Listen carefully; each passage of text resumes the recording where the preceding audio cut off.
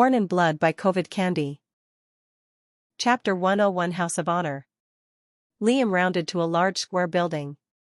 It was just 3 stories tall, yet powerful guards, wearing black suits sheathed with blades, stood outside its doors.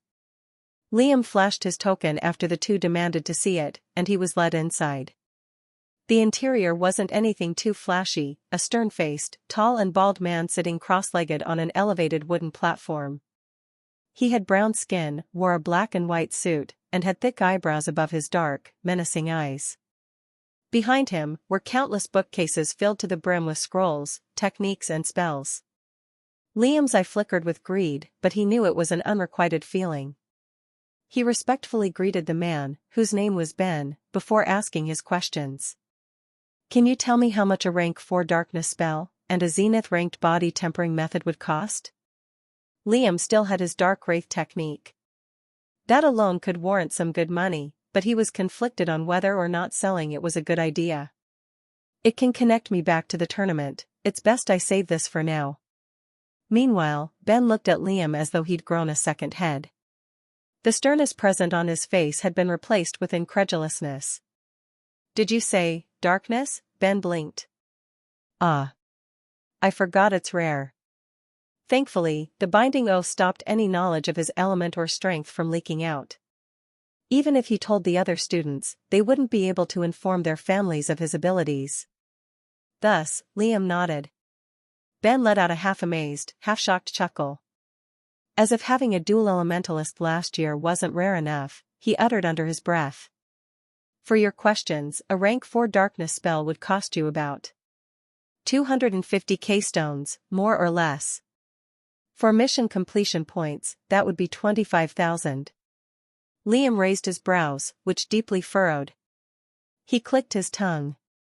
"Spells of that caliber are too rare and powerful, even for common elements," Ben said, noticing Liam's grimace. "Inscription masters often make spells suited to their own elements, they have their own unique properties, after all. With how rare darkness and light are, spellmakers capable of making zenith-ranked techniques for them are even more scarce." Liam lowered his head. His grimace grew darker. "Doesn't that mean I won't be able to utilize my chaos? How long and how much would it take for me to buy 2 darkness spells? I need to learn how to inscribe, fast. Let's see, rank 4 body tempering methods sell at about 100k. If it was attuned to darkness, that would make it 200k, Ben clarified, rubbing his chin. Liam hummed in understanding. That seemed to soften his scowl, but barely. Still not enough, and probably not worth it, either. Eventually, Liam got tired of racking his brain to find a plan. His time at the academy had just begun. There was no need to think of the future as a dead end. Yet. I may as well broaden my arsenal of spells while I'm at it. "Can you show me your rank 3 darkness spells?" he asked, and Ben nodded. Ben closed his eyes. One by one, scrolls from the bookcases shot towards him, slowly floating around his seated figure. "Here you go." Ben handed the spells to Liam to browse through. "A rank 3 spell would take you down 35, lower ranks would cost 20 to 10. Liam nodded and read through them one by one. Piercing Blade. Rank 3 mental attack spell. Darkness. Produces a sharp, dark blade from mental energy capable of piercing through the sea of consciousness if unguarded. Consumes large amounts of mental energy. Umbral Needles. Rank 3. Darkness. Creates a sharp needle made from solid darkness, capable of piercing flesh, that explodes with corrosive smoke after a few seconds of contact with skin. Can be used in quick succession. Medium mental energy consumption. Obsidian Skin. Rank 3. Darkness. Can freely turn any patch of skin to sturdy, solid darkness. Bolsters the defenses of the body considerably. Consumption based on how much skin is hardened. Liam read a few more spells after that. Some helped with speed, some with strength and some enhanced durability. However, none caught his eye like the Exploding Needle spell. "I already have a mental attack spell. Corroding Touch is rank 2, but it's good enough." Obsidian skin sounds really good, but I already have cartilage brace. I currently lack a long-ranged attack, and that's the best one. I'll take the needles, he eventually settled, taking out his sum of stones. Ben nodded. His ring seemed to have a special function. It sucked in all the crystals Liam put on the man's desk in less than a second. Here you go, Ben said, handing Liam the scroll. Thank you, Liam said, turning around to leave before remembering something. What's this about a dual elementalist? Ah, Ben exclaimed. He's currently the possessor of the House of Honor, over the whole. A prodigy, that boy is. He wields both wind and water, which work to produce ice. Not to mention, his noble family is one of the strongest in Ikoria. His name is Riche-voiced, a second year. Liam nodded in understanding before leaving, heading straight for his lodging. House of Honor, I like the ring of it. //////. It took Liam half an hour to memorize the spell. He quickly entered his basement, heaving a breath and opening his palm. By command, darkness swirled around his hand to form a bleak needle the length of 2 fingers. Dark vapor oozed from it, and the tips were razor-sharp. Taking aim, Liam flicked his wrist from the side and hurled the needle at the wall. Shooting through the air, the umbral needle was like a lethal streak of dusky light. It smashed against the wall but didn't pierce it. Instead, it instantly exploded into a cloud of noxious gas. The protective inscriptions on the wall rippled violently like water, before the reaction eventually ceased. One after the other, he kept shooting umbral needles at the walls. Their consumption of mental energy and aura wasn't too much, and it was a powerful all-round spell. The inscriptions rippled to no end, before he eventually relented. Liam pursed his lips pensively, then smiled. It's worth the money. I finally have some long-range capabilities. Chapter 102 Corrupt. Liam spent the following week checking out the various facilities the Academy offered. He had to skim through most of them, but he got the general gist of how each establishment worked. For starters, battle halls were giant rectangular buildings built close to one another. The interior was similar to Liam's basement, vast empty floors illuminated by natural white lights, the walls of which were reinforced with steel and protective inscriptions. It was also where students could do friendly duels, train, and wager their wealth, techniques, and dwellings. Accepting a wager or duel wasn't mandatory, but paying a hefty fee of 10k stones could grant you enforce accept slip. It cost a massive amount of money and any individual with half a brain would avoid pointless wagers, but nobles were a peculiar species. The slip forced the one challenged to either accept the wager, or pay the huge fee the slip cost. That annoyed Liam. But he knew it was to create competition between the students. On that note, Liam browsed through the academic missions administered by the main hall, a hub for all things academy-related. He soon realized that missions were granted by the headmaster himself. They would only be given after the first month of studying, and depended entirely on how good or bad the student was doing. Those with greater marks would also be given longer breaks, and vastly more rewarding, but presumably harder, missions. At the same time, there were expansion rooms, the floors of which were heavily inscribed and studded with runes that helped with expanding the sea of consciousness, simply by applying strong pressure on their mental spheres. There was already something similar to that back in Ucladd, but this one was made to steadily advance the mind depending on what level the individual's mental sphere was on. Paired with the psionic rune, it noticeably bolstered the expansion speed, but too much of it would have negative effects on the mind.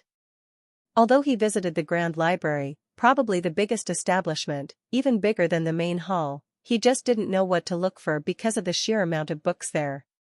Finally, it was one day before classes started, and Liam had to visit the Oracle. Truth be told, he was worried. Extremely worried. He didn't know what peering into the soul entailed, but he knew it meant trouble. If he could, he'd obviously not go. But this was mandatory.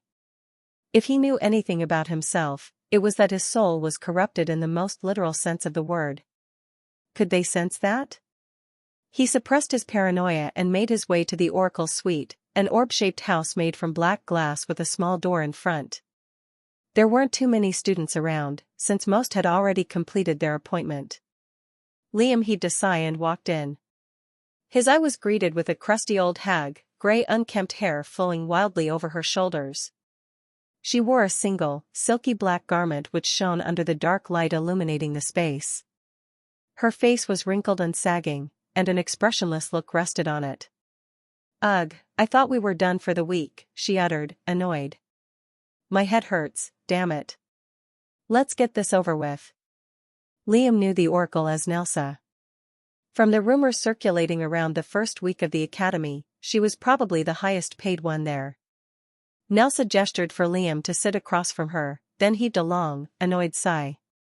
"You ever been oracled before?" she asked in an annoyed tone, to which Liam responded by shaking his head. "My mental waves will enter your sea of consciousness. When that happens, you may feel a strange sensation, but it's only for a moment. Don't resist it, or else the reading will come out wrong." Liam nodded firmly, but he couldn't hide the nervous look in his eye. "It's not that serious. I can't uncover any of your secrets or life memories, I'm not advanced enough for that. It just gives me your specialties and what your motivations are." That did nothing to soothe his worries. "I shall begin," Nelsa said, turning stern. Her mental waves left her forehead and swirled around Liam's mind, slowly seeping through his sea of consciousness. Meanwhile, Liam noticed how her mental waves were completely different than anyone else's he'd seen. It was dense, with different types of invisible energy mixed into it. The process continued. Liam didn't feel pain, just an itch that made him want to scratch the inside of his brain. It was a momentary sensation, but eventually it ceased. Nelsa closed her eyes, her consciousness drifting into a slumbering state. When she opened her eyes, she was no longer in the same room. /////. Nelsa took a moment to steady herself. Readings were always difficult to do. It's what caused her condition to slowly deteriorate, and what made cultivation so arduous for her. Although some considered her connection with the opposition a blessing, she herself regarded it as a curse. Especially since it was that very connection that made her come to such a state. Although it caused her mental waves to have special properties, and gave her certain abilities, her body and core were never strong, even from a young age. Still, being an oracle promised her a wealthy future, one she capitalized on all she could. She held her head to calm down the starting headache, then slowly stood up, her gaze gaining enough focus to assess her surroundings. Darkness. Cold, cold darkness. Everywhere she looked was pure, unadulterated dusk. Even her stretched hand was consumed by the thick shadows. And it was so cold. Her skin instantly stiffened, goosebumps growing on her body. The floor below her was a crimson liquid, the pungent smell of which indicated blood. Nelsa was instantly unsettled. Fear creeped into her heart like the shadows that lingered all around, but she suppressed those feelings. What's wrong with this kid, she wondered bleakly, realizing the dark liquid beneath her feet had started to squirm and gurgle.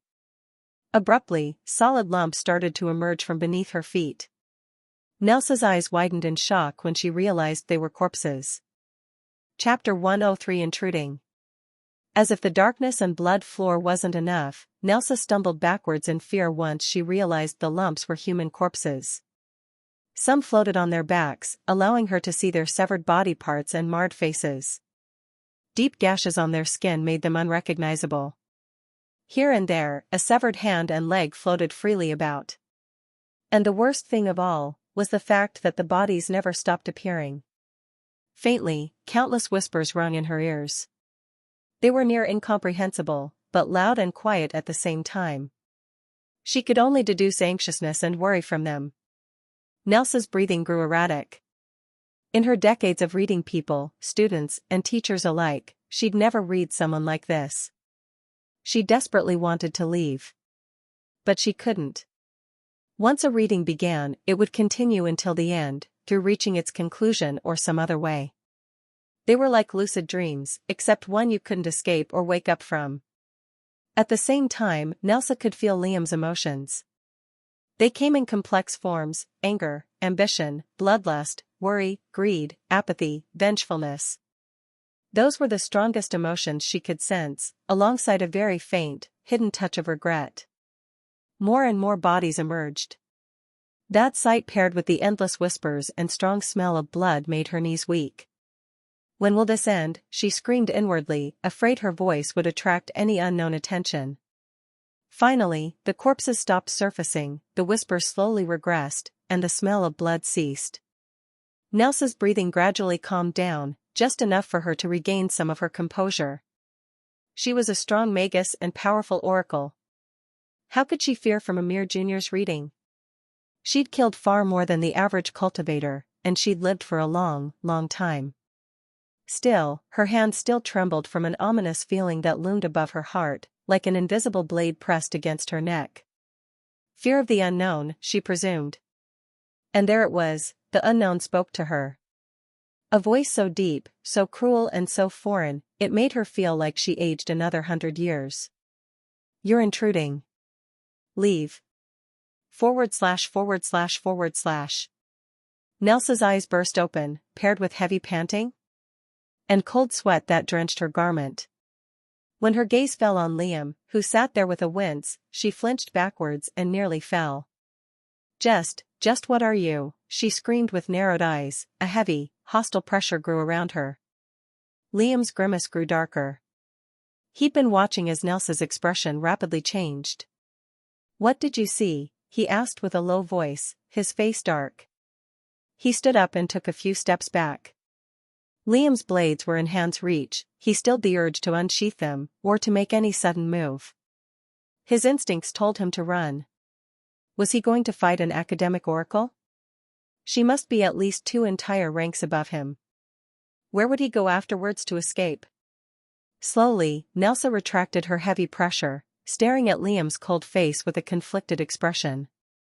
After a short, tense pause, she spoke. You're too green if you think killing a few people would make me scared, she scoffed, slowly regaining her composure. You just caught me off guard. Sit. Liam gave her a probing look. He couldn't suppress the frown from appearing on his face. Reluctantly, he sat down, but his tense movements didn't go unnoticed. You've killed many at such a young age. Part of me wonders what kind of life you lived to stomach that sort of thing, but I'm not one to judge. There was something strange when I read you, said Nelsa, a tint of fear in her old eyes. It was another voice, there within you. Liam narrowed his eyes. Another voice? It told me I was intruding, then ordered me to leave. I've never had that done to me before, so I don't know how worried I should be, Nelsa spoke in a low tone. Liam wondered what it was that made even an oracle feel scared. Let that be, for now. We'll talk more about it sometime later. For now, let me tell you what you can specialize in.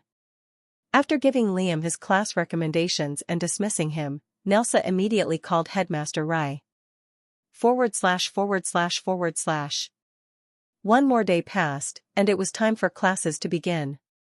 Liam's scowl didn't leave his face ever since that meeting with the oracle. He was in deep, and he knew it.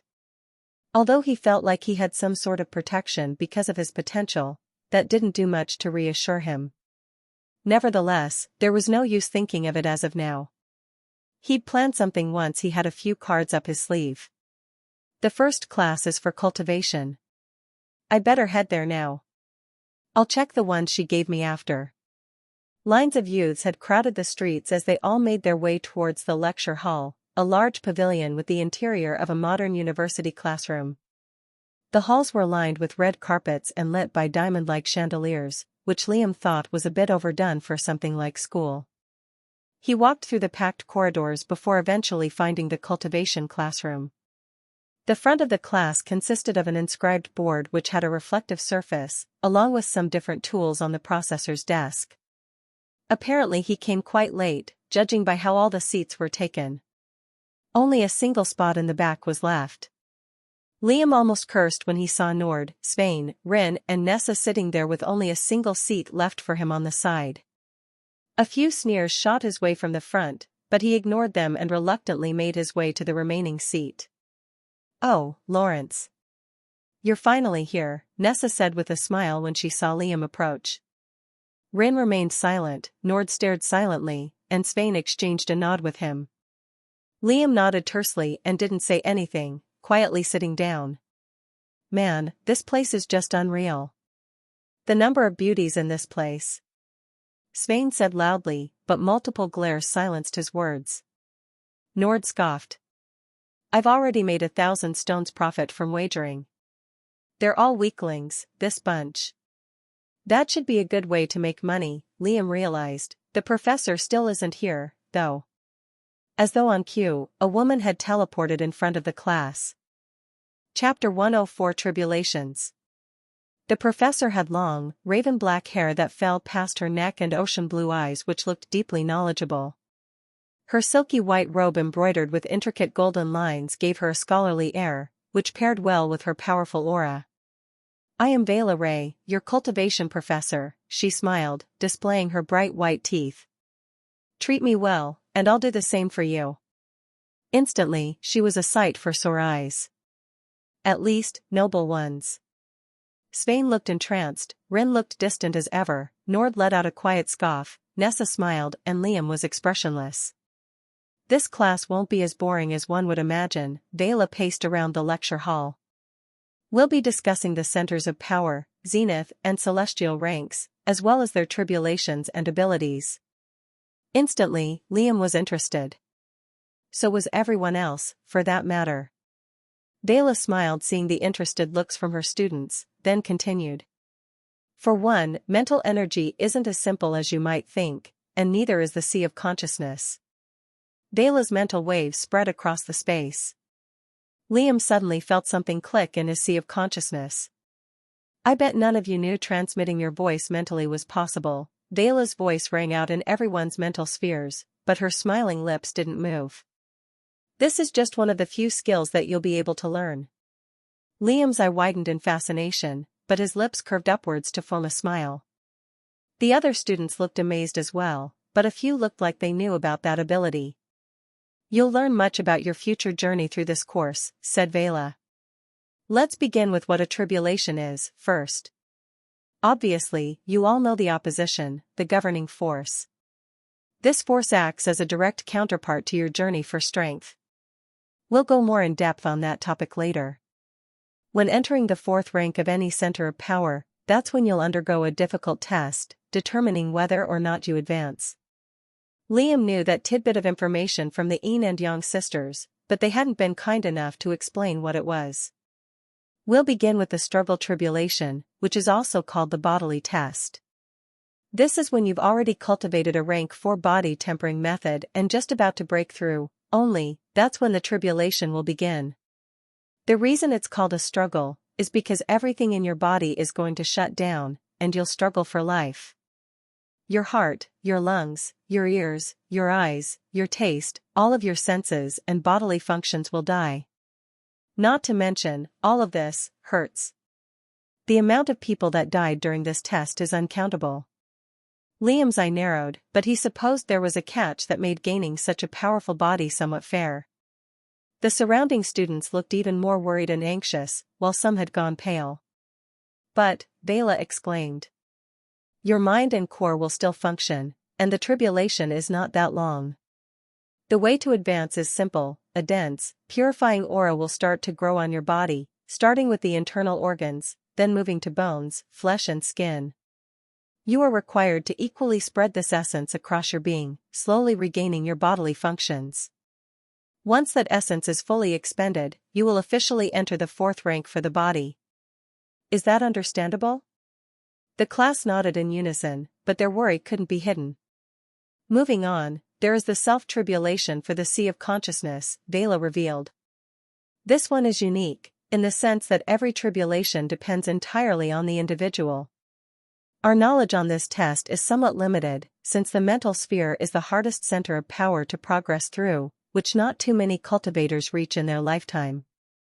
All we know is, once it begins, you will enter a dreamlike state. You won't be able to wake up until the tribulation is completed. When undergoing this test, it's recommended you do it in a safe place where no beast or man can kill you, because they could even span months. Also, if you fail, your sea of consciousness will shatter instantly, leaving you with a mindless body without thought. That made some draw in a cold breath, sweat trickling down their foreheads. Liam frowned. Damn it. I really hoped there was some useful knowledge regarding that test. I still have to uphold my end of the bargain with the kitsune. Don't worry, though. Becoming a rank 3 magus will no doubt equip you with the necessary capabilities and mental prowess to survive that tribulation. It wouldn't be fair, otherwise, Dela reassured, noticing the grimaces and worried scowls. There are many, many years left until you get to that point. That realization made Liam relax a bit. It was a problem for another day. The last tribulation is called the defense tribulation, and it's probably the easiest of the bunch, depending on how you look at it. Depending on what element you are, you'll have to defend powerful attacks from said element. These attacks are very, very powerful. And destructive. Even rank 4 bodies are not enough to block their might. You may die, even with a zenith body. That made Liam raise his brows. They are aimed at your core, intent on destroying it. For example, if you were of the fire element, a giant mass of flames would appear out of nowhere and assault you. The same with wind, earth, water, darkness, and light. You can minimize the damage if you're in protected areas, but you're bound to suffer some sort of damage or attack. Another thing I want to add is what happens once you go up the ranks. Techniques and spells will undoubtedly lessen in availability. Especially those attuned with your own element. That's why it's important to pick up on an inscription or forging method to eventually make your own. Liam realized his problem applied to everyone else as well. Maybe I can get some advantage if I start early. That way, I could find some ways to utilize my chaos. Dela took a moment to let everyone absorb her words, before nodding to herself. That's it for today's class. I'll prescribe some books for you guys to study in the meantime. Dismissed. Chapter 105 Bother. Liam made his way back to the next class with a dour look. The tribulations were much more torturous than he imagined. The good thing was, his body was going to be the first to advance to the 4th. That meant his physical strength would be significantly better during his defense tribulation, and, if it applied, the self-tribulation. Well, no fret. He had time to prepare. The second class was battle prowess. Liam, along with dozens of other youths, made their way towards the next class. The battle class led by Janice was obviously not held inside a real classroom, instead, they would fight inside the battle halls. Janice was already there when the group of youths arrived. She did nothing to hide her excited and joyous expression. "All right," she exclaimed, her eye scouring the group of students. "Listen up. We're going to do some light dueling for starters. This class will help you increase your battle prowess, if you were too dumb to understand the self-explanatory name. If I spot any weakness in your fighting style, I'll point it out and help you improve." With that, everyone looked for a fighting partner to duel with. The youths turned to one another and started to find their partners.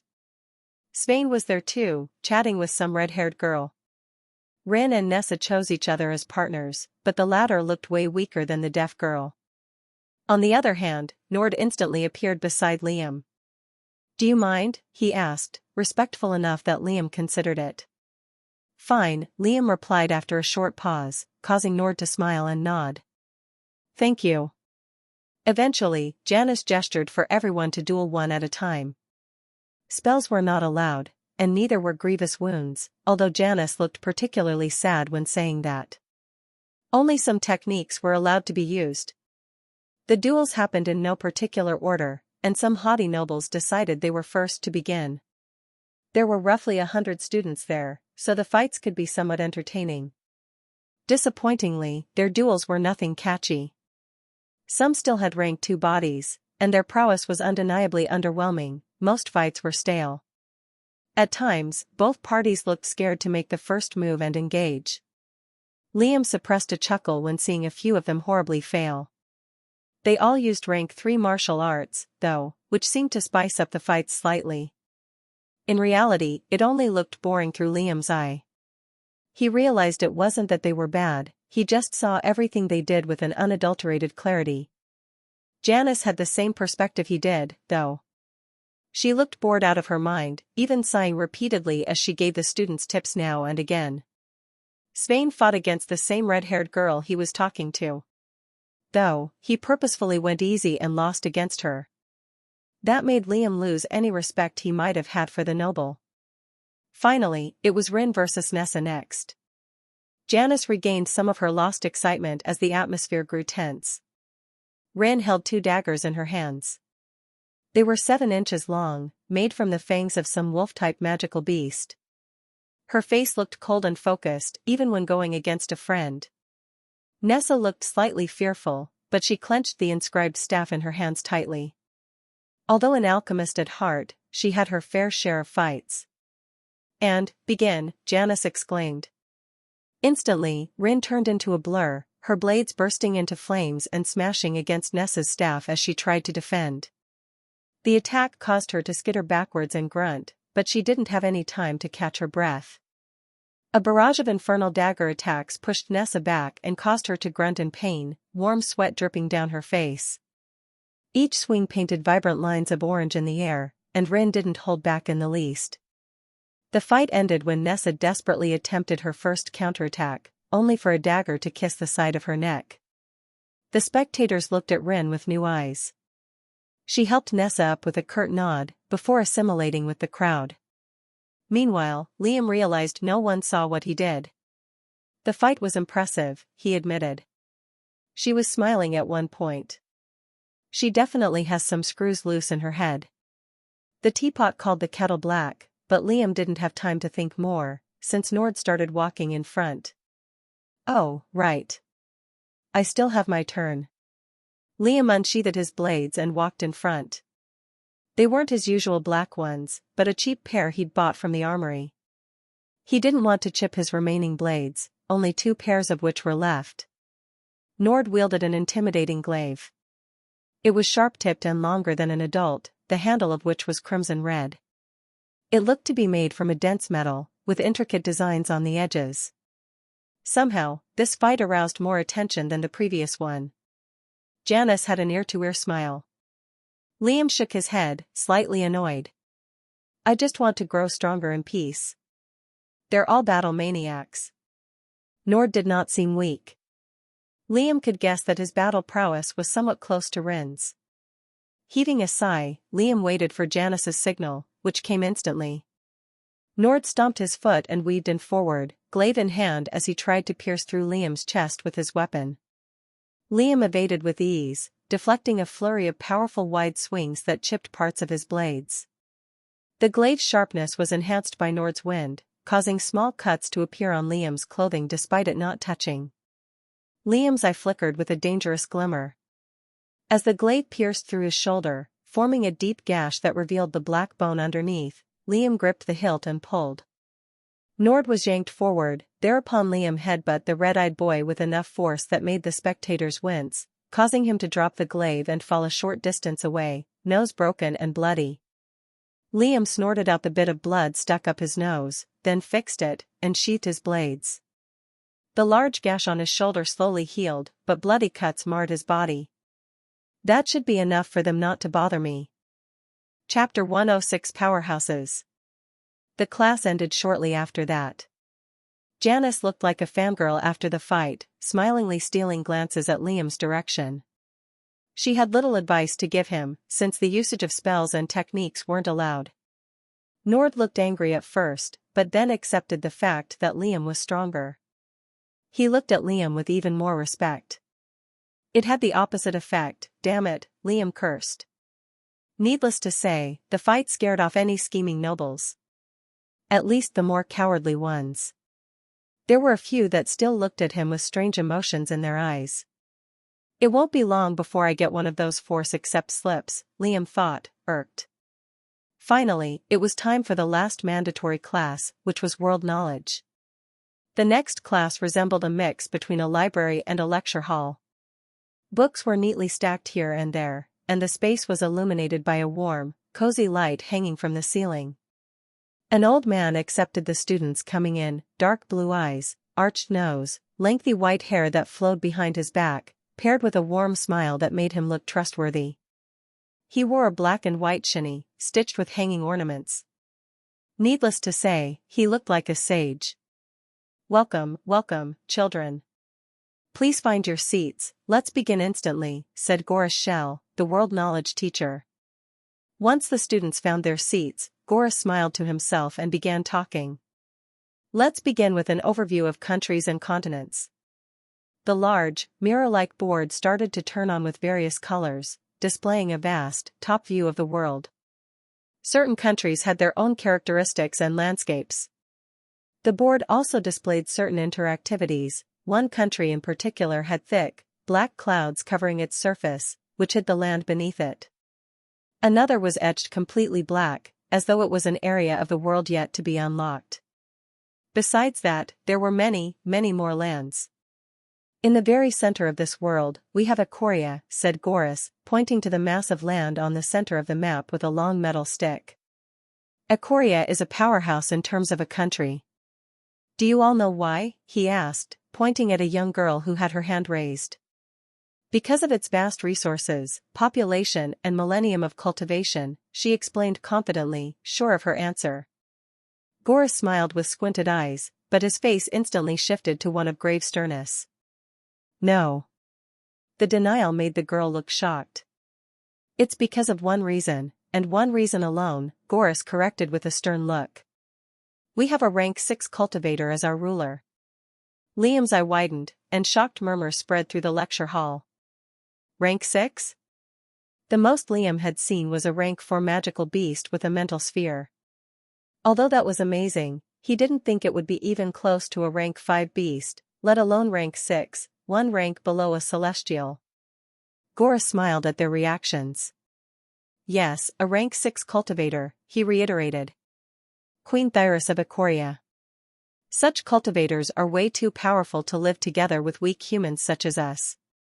They build special structures and areas where aura can nourish their enormous levels of power. You won't even find a picture of them, well, if you're lucky, you might. But such people are way beyond our reach." For a moment, Liam wondered how powerful Queen-Darius really was. Could she extinguish entire civilizations with a hand gesture? How long did she live? Where did she live? How did she get to that point if techniques were so scarce? "She is not the only one," Goris revealed with a smug smile, reveling in the fascinated looks. "There are the vampires in the east, led by Ucladd, the Blood Lord," he said, tapping the country with black clouds covering its lands. "That is an entire continent called Corsa, occupied by different races, but presumably led by the Pasha of vampires. There is the General, with his Imperial Legion in the north, living in the abyssal plains. Although they are small in number, they are capable of going head-to-head with any country or organization at this current time." He tapped his metal stick at the small, blocked-out country. "And perhaps the strongest organization of our time, the Martial Alliance in Ucladd. They are ruled by the 7 great clans, each of which contains a rank 5 cultivator as its elder. Even among them, there is a rank 6 powerhouse. These are just a few. There are many more. Some are even hidden." Goris stopped to let everything sink in. The surge of information flowed inside Liam's mind and flared his ambition to a blazing fire. He was merely an ant, with his sights set for towering mountain peaks, but no discouragement could be seen on his face. "I'll climb them." "Even they started out as ants and worked their way up the hill," Liam smiled. "The political landscape is something that we'll study as well. I recommend opting for the world history class too. It'll explain why the relations are the way they are." The rest of the class consisted of Goris explaining how borders worked, which countries were allies, and the traversal between countries. /////. After all the classes ended, Liam entered the Grand Library to grab the prescribed books to study. After that, he entered his lodging, sitting cross-legged in bodily cultivation. He was organizing the information in his head with a pensive look. Almost none of these countries are allied with one another. Akoria is neutral. Ucladd has strict borders that don't allow anyone inside. The Imperial Legion is something to be worried about, from what Goris said. The general is secretive, but that mantle of his was made through conquering various lands. The Corsan continent hasn't had any contact with humans for ages, too. When he finished with his meditation, he shifted his attention to his right index and applied some aura and mental energy on it. Instantly, his finger turned to dark mist, flowing freely even though no air brushed against it. To Liam, it felt like any sensation in his finger turned off, replaced with a convoluted mix of cold feelings that rapidly interchanged. I've finally filled enough bones for one complete finger, Liam thought with a smile. I need to get used to this. Chapter 107 Forging. Liam completed his morning training and headed to his spare specialization classes, ones given to him by the Oracle. Race Studies by Roland Herc, Magical Beast Studies by War Quim, Magical Beast Specialized Forging by Jordan Klopp, Basic Inscription by Richard Nesht, among World History, Language and Realm Studies? That was a particular one. Liam searched up the teacher's name in the academic index and the results were slightly concerning. The man had half a star, and not a single positive review. The Oracle somewhat saw fit for Liam to take that class, so he didn't question it. He started with Roland, the race studies teacher. Liam had already forgotten their last names, but he couldn't care less about that. There were just a few students that picked this particular class. None that Liam recognized. Roland had an unkempt appearance that made him look slightly drunk, a short stubble covered his chin, gray hair curly that fell to his shoulders, deep-set amber eyes and a short stature. The first study was about the foreign race everyone was familiar with, vampires. There were multiple drawings and illustrations the professor had displayed on the reflective board, which had much more detail and clarity compared to Liam's childhood book. From the class, he learned more about the vampiric centers of power. Roland even promised to bring a vampire's nexus for a close-up study one day. That would prove extremely useful for Liam, who could see the ins and outs of everything with his eye. From the illustrations, the heart of a vampire looked nothing like that of a human's. It was spherical in shape, nearly the size of a small bowling ball. Tendril-like veins hung from the crimson, fleshy, almost glowing surface, which would transform, refine, and purify the blood. Magical Beast Studies was another field Liam was interested in, which was the very next class. He'd already gained a hefty amount of experience from fighting, killing, and being attacked by so many of them. The class provided answers for some of the questions Liam had. War was a burly, intimidating man with a dark, thick, well-trimmed beard. He had a natural frown on his face, but had a soft tone when he spoke. Strangely enough, Rin was there too, an unusually focused look on her pale face. The class was mainly about what strength someone needed to be to fight against a rank 4 magical beasts, as well as different species and capabilities of each of the ranks, starting with the mortal ones. Fighting Zenith-level humans was a different matter entirely. Magical beasts had only 2 centers of power, the body and core, with the former being the main prowess they fought with. Human Zeniths on the other hand had 3 centers of power, each one extremely deadly on their own. To put it simply, to kill a rank 4 beast, you'd need 1 center of power in the same level as them. The most common of these was the body, since it was relatively the easiest to advance, followed by the core and sea of consciousness. For Liam, though, it was the other way around. He awakened his mental sphere before his core, and was already ranked 3 body-wise when he finally did. Of course, killing with just a rank 4 body was not enough. At least an experienced group of 5 people with a Zenith-ranked body was required for a sure-to-kill chance, but that example was considering their other centers of power being weak. The next class was the one Liam was most excited about, besides basic inscriptions. Jordan was a tall, lanky man with no hair on his head. He had dark bags under his black eyes, and his voice sounded like 2 pieces of sandpaper rubbing against each other. There were just a handful of students in this class, but strangely enough, Rin was there too. Unlike the other lecture halls, this one had a large inscribed forging table, one with differently shaped tools. There were similar forging tables in front of each student's desks, but it was way too early for them to start. Alright, before we begin, if there's anyone with a forging method related to magical beasts, meet me after class ends. Jordan began explaining how to mend, purify, and strengthen magical beast-made items with various forging techniques. He brought out rank 3 beast parts to work with, and displayed examples as he taught his methods. Some Rogan had taught Liam already, a reminder of the eccentric blacksmith's skill, but most of the others were unknown techniques extremely useful for Liam's needs. Especially the endurance aspect of it, which could solve his blade's quick deterioration. With forging, one has to trade one aspect of strength for another. For example, if you want to increase the sharpness of your blades, you have to lessen the endurance and overall strength, Jordan explained, cleaning up his table by rubbing it with a white cloth. Of course, this trade-off would lessen once you get better with forging in general, but that's how it is. Oh, and the Academy offers materials for a cheap price if you're looking for them. That's all for today.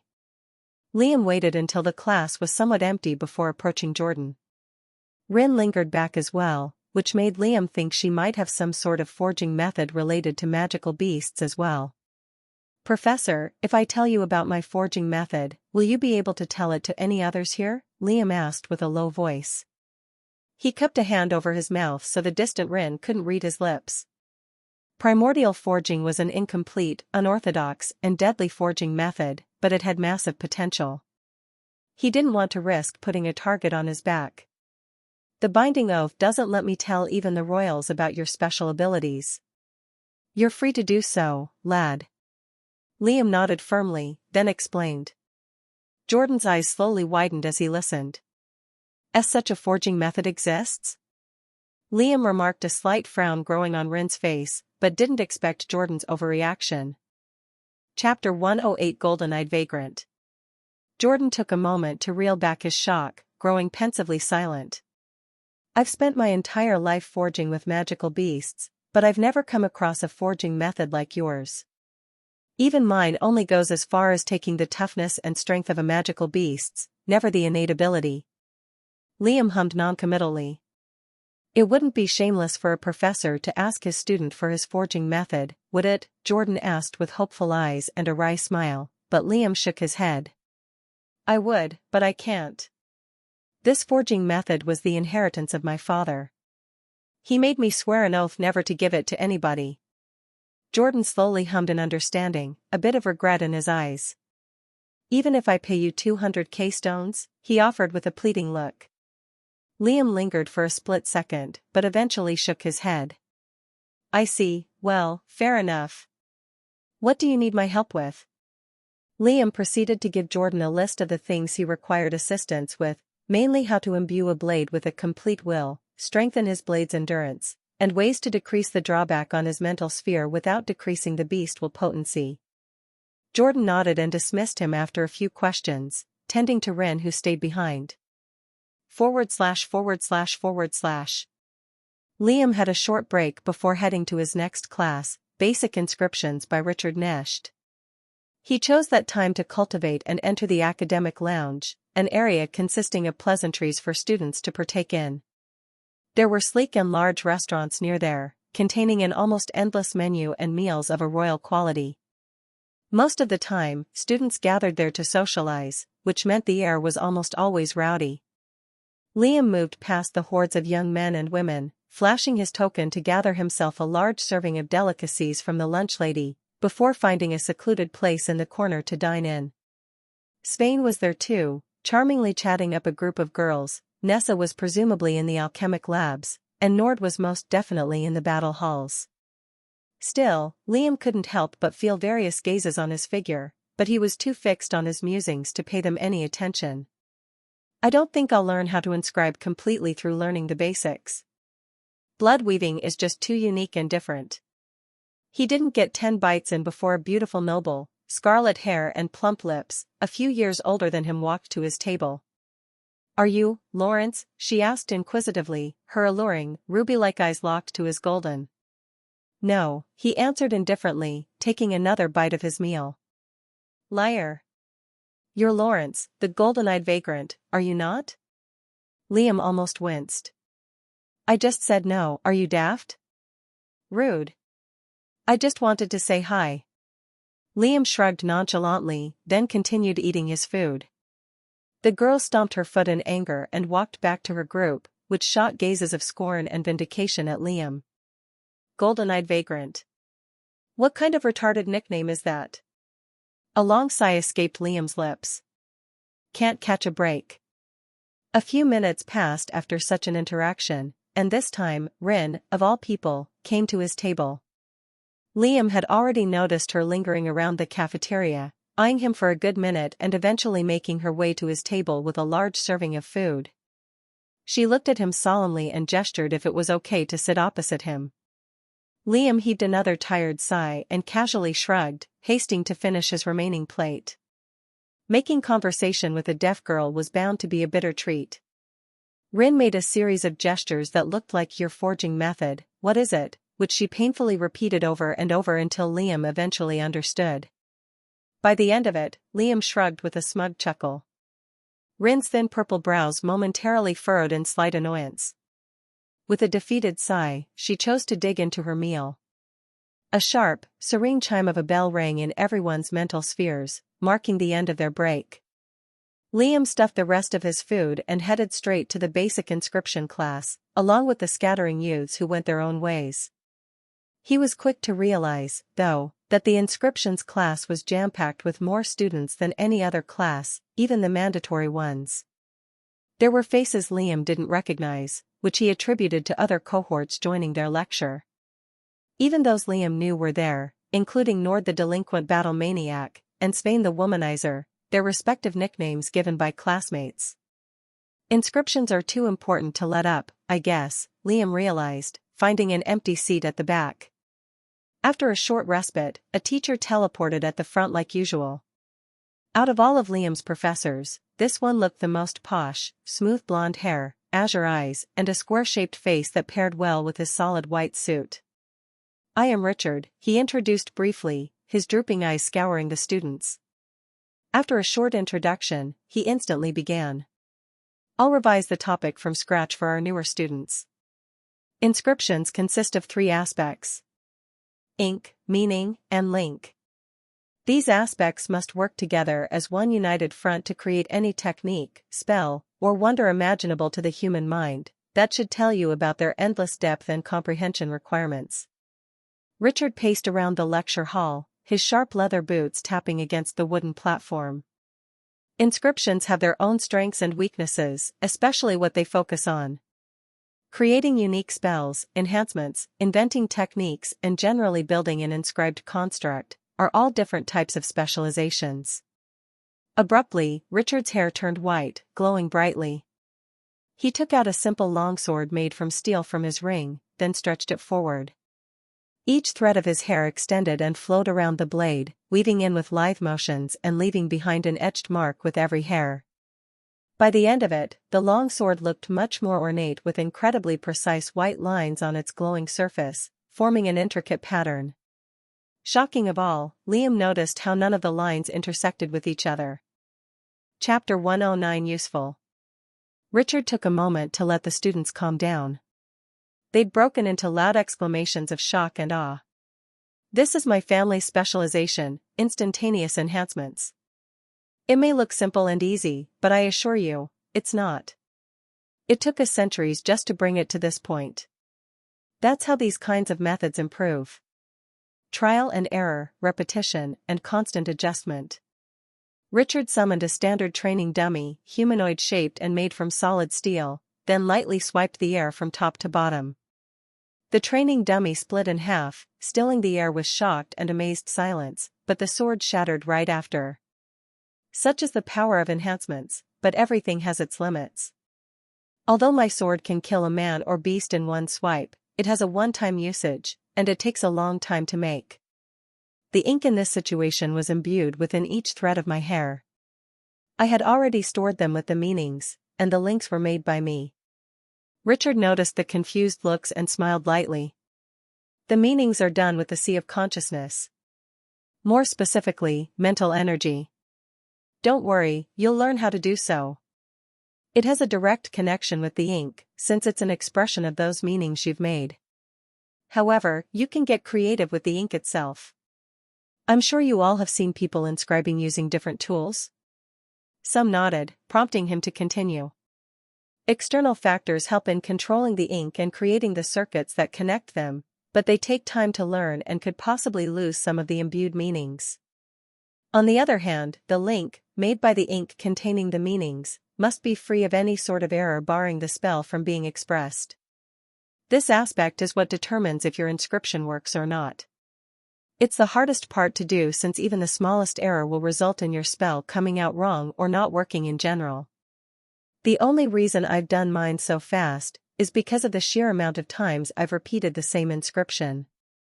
It requires constant study, practice, and memorization, but we have some exercises to help with that. Becoming an inscription master is extremely useful, not to mention it pays very well. I made my first successful inscription in roughly 4 years, but it could take you all much earlier than that. Richard spent the remaining time answering questions, dismissing the class after prescribing the necessary books. As the lecture hall emptied, fully this time, Liam repeated the same thing he did with Jordan. Although unbelieving and shocked at first, Richard's face grew pensive and conflicted a moment later. That can't be safe. Not at all. You haven't suffered any mental or physical damage, have you? Liam shook his head. It isn't safe. But I've been careful not to overdo it or go over my limits. I have a good tolerance for pain. Richard nodded slowly, his eyes fixed to Liam's. It is indeed amazing, and I'll do my best to help you with it. I'll prescribe you some special books for you to study, it'll help you understand unorthodox methods better. Liam nodded and left after a few more questions. Those were the classes for the day, and he could spend the rest in study, training, or cultivation. Just as he left the lecture hall, the same ruby-eyed girl from before approached him, along with her large group of goons. She smiled condescendingly, walking up to Liam, and slapping him as hard as she could. Liam's face jolted to the side, which he slowly brought back to the girl with a deathly stare. I dare you to hit me, B.A. Liam's hand blurred. The only thing audible then was a loud crackle, as though a whip had flayed flesh. The girl went flying, eventually smashing against a small accommodations wall, knocked out and slumped. Liam didn't care to hold back his bloodlust and pressure to those remaining. They recoiled and subconsciously took a step back, genuine fear for their lives. Just as he took one step towards them, Liam's academic token started to glow, making him frown. Before he could reel in his pressure, his body and mind was dragged into a new location, a well-decorated and ornately furnished room. He was presumably in one of the towers, judging by the pane of glass on the opposite end of the room, through which the entire academy grounds were visible. Making trouble already, said Headmaster Rye, sitting behind a mahogany desk with his hands steepled. Liam instantly got off the floor, calmly greeting the headmaster. They start. I know, lad. They'll be disciplined thoroughly. That's not why I've called you here. Liam grew confused. A bad feeling rose in his chest despite the headmaster's niceties. Why'd you call me here, then? The headmaster's eyes turned hard. I wanted to wait until you had all your necessary classes, but I wouldn't want you to kill any of my students. Liam heaved a sigh and lowered his head, raising it with a dark face. Let me guess, the Oracle? Rye remained silent, but that was a sufficient answer. You see, through our Oracle friend, we find out who could become a threat or troublemaker in the near future. Most people think it's the nobles, they're unbelievably wrong. Those spoiled brats are too green. It's your kind we're worried about the most. You, the mute, that red-eyed kid, and the others. You especially. Headmaster Rye spoke matter-of-factly, but Liam looked severe. Calm down, you're not being expelled. That only unnerved Liam more. I'm not? Why? Rye remained silent. His old eyes held a dark light. You might just prove yourself to be useful. Just tread lightly until then. Before Liam counter, Rye waved his hand, teleporting him back to the front door of his accommodation. He cursed, entering and shutting the door behind him, heaving a calming sigh. What are these people scheming? He didn't call me by my real name, so they probably don't know I'm a fugitive. Liam's gaze turned dark as he started to cultivate. Whatever, as long as they don't kill me, I'll have enough time to think of a plan. Chapter 110 Realms. Liam's studies and cultivation continued. Cultivation, battle, world knowledge, world history, race studies, forging, and more revealed countless pieces of intriguing knowledge. Liam spent most of his free time in the expansion rooms and studying, leaving little time for any enjoyment. Firstly, cultivation was really the easiest class to go through, especially for Liam since he had genuine interest in the subject.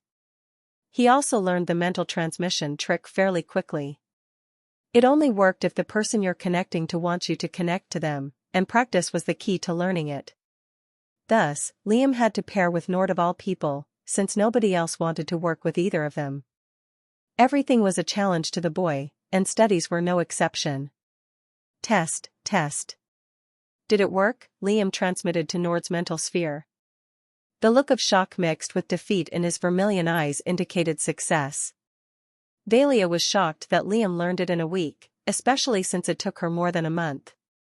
As a reward, she gave him 5,000 aura stones and an early introduction to the next topic, which gathered him even more enemies. Wonderful. On the other hand, battle was something Liam excelled in like no other. Every day, it looked like his classmates were getting more and more dejected from losing to him, except Nord and Rin, who tried harder every session, to Janice's delight. Meanwhile, his forging sessions had been going well. They'd finally moved on to using magical beasts' corpses to forge small but powerful weapons. Jordan gave Liam special attention. To everyone's dismay, he'd outshined them in that topic as well, unaware of his previous experience. Rin hadn't let up either. During his lunch breaks, she'd sit opposite him in silence, making her usual gestures and receiving a shrug back. Is she hoping I'll eventually tell her? Liam shook his head. What shocked him the most during his studies was how the 1,000-year war did actually happen, and the Asuras did exist. Ancient records, which the Academy apparently had, mentioned that the entire world was in a chaotic state for 1,000 years, roughly 3,000 years back. Liam's history teacher, Norris Jest, even brought out illustrations of what ancient Asuras looked like. They were giant, six-armed humanoid species, spanning from 3 to 5 meters tall.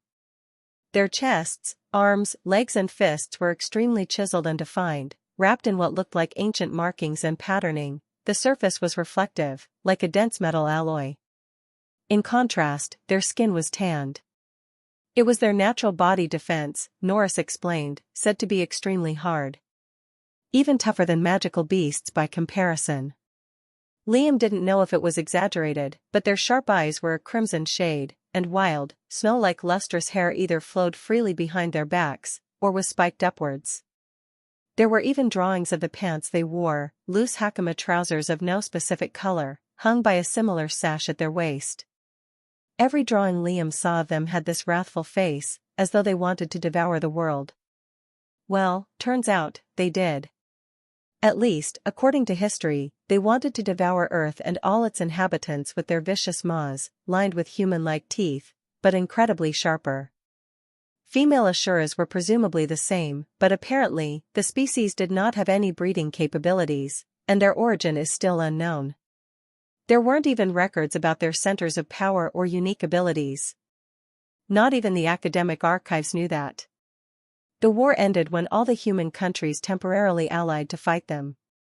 After a relentless battle, the Asuras had gone extinct from then on, not a peep or whisper. Liam learned about the ancient Psion race too, who humans had reaped the psionic runes from. They were also humanoid-shaped, except much skinner.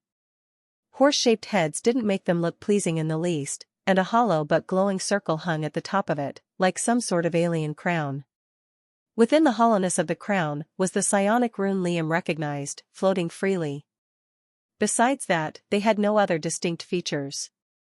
Psions disappeared too. Well, the correct term would be extinct, since they were massacred in large numbers and farmed for their runes. But presumably, they were still alive, hidden somewhere safe, away from human hands. Meanwhile, language consisted of learning about almost every tongue in the explorable world, vampiric, dwarfish, elvish, including the surrounding countries that bordered Ikoria. Liam decided to learn each and every one, just in case it came into use one day, but focused mainly on vampiric. The very last and most peculiar class was realm studies. Liam made his way to a secluded corridor of the lecture hall, then came across a small room barely enough to house 2 people at once. A man's back was to the entrance door, who sat behind a marble desk and wrote down with a quill feather. "Mr. Kilver," Liam called out, prompting the man to turn around. Kivler Irwal was middle-aged, but hardly looked like it, graying short hair, dark bags under his drooping amber eyes, along with 3 lines of stress creasing his forehead. "What do you want?" he asked impatiently with a frown. "I'm here for the class," said Liam. The word class was an exaggeration. Kivler looked shocked. "You are," he uttered, a wide smile growing on his face. "Well, come right in." Liam nodded and muddled through the cramped space, settling on the small chair opposite to a smaller board. "Excuse my lack of accommodation, I haven't had a student in roughly 5 semesters, so I've been reassigned to this room," Kivler said bitterly. Liam did a slow nod of understanding, wondering why he was there in such a class. "Well, the correct name for this class should be realm theory, since this topic isn't confirmed," Kivler explained. "In essence, what I theorize is that there are different realms." Liam hummed in understanding, slightly interested. "I've been called a madman more than once, but I know this is true," Kivler gestured passionately. "Think about it, where have the Celestials gone, besides the inheritances they left behind? What about the Asuras? History says they are extinct, but that's bull. They just disappeared one day." Chapter 111 Exercise. Liam looked slightly stupefied. Hadn't he transferred from a different realm? That meant that Kivler was most probably right, and that other realms did exist. On that note, inheritances were another topic Liam had learned from the general knowledge class. They were basically a separate dimension that ancient higher-ranked cultivators left behind for various reasons. Some were close to dying and needed an heir to carry on their life's work, others had various methods that they didn't finish by the end of their lifetime, and needed someone to complete it for them. From what Liam learned, there were countless inheritances scattered around the world, each with its own level of wealth, techniques, and treasures. At the same time, they weren't free handout establishments. Most inheritances had difficult tests, trials, and other requirements to even participate. But Celestials, inheritances left by them were an entirely different kind, and undoubtedly scarce, hidden and world-changing. Entire countries were presumably built upon these inheritances, capable of altering the political landscape of the world with ease. Dela had actually mentioned a visit to an inheritance site one day, as a trip of sorts for the students.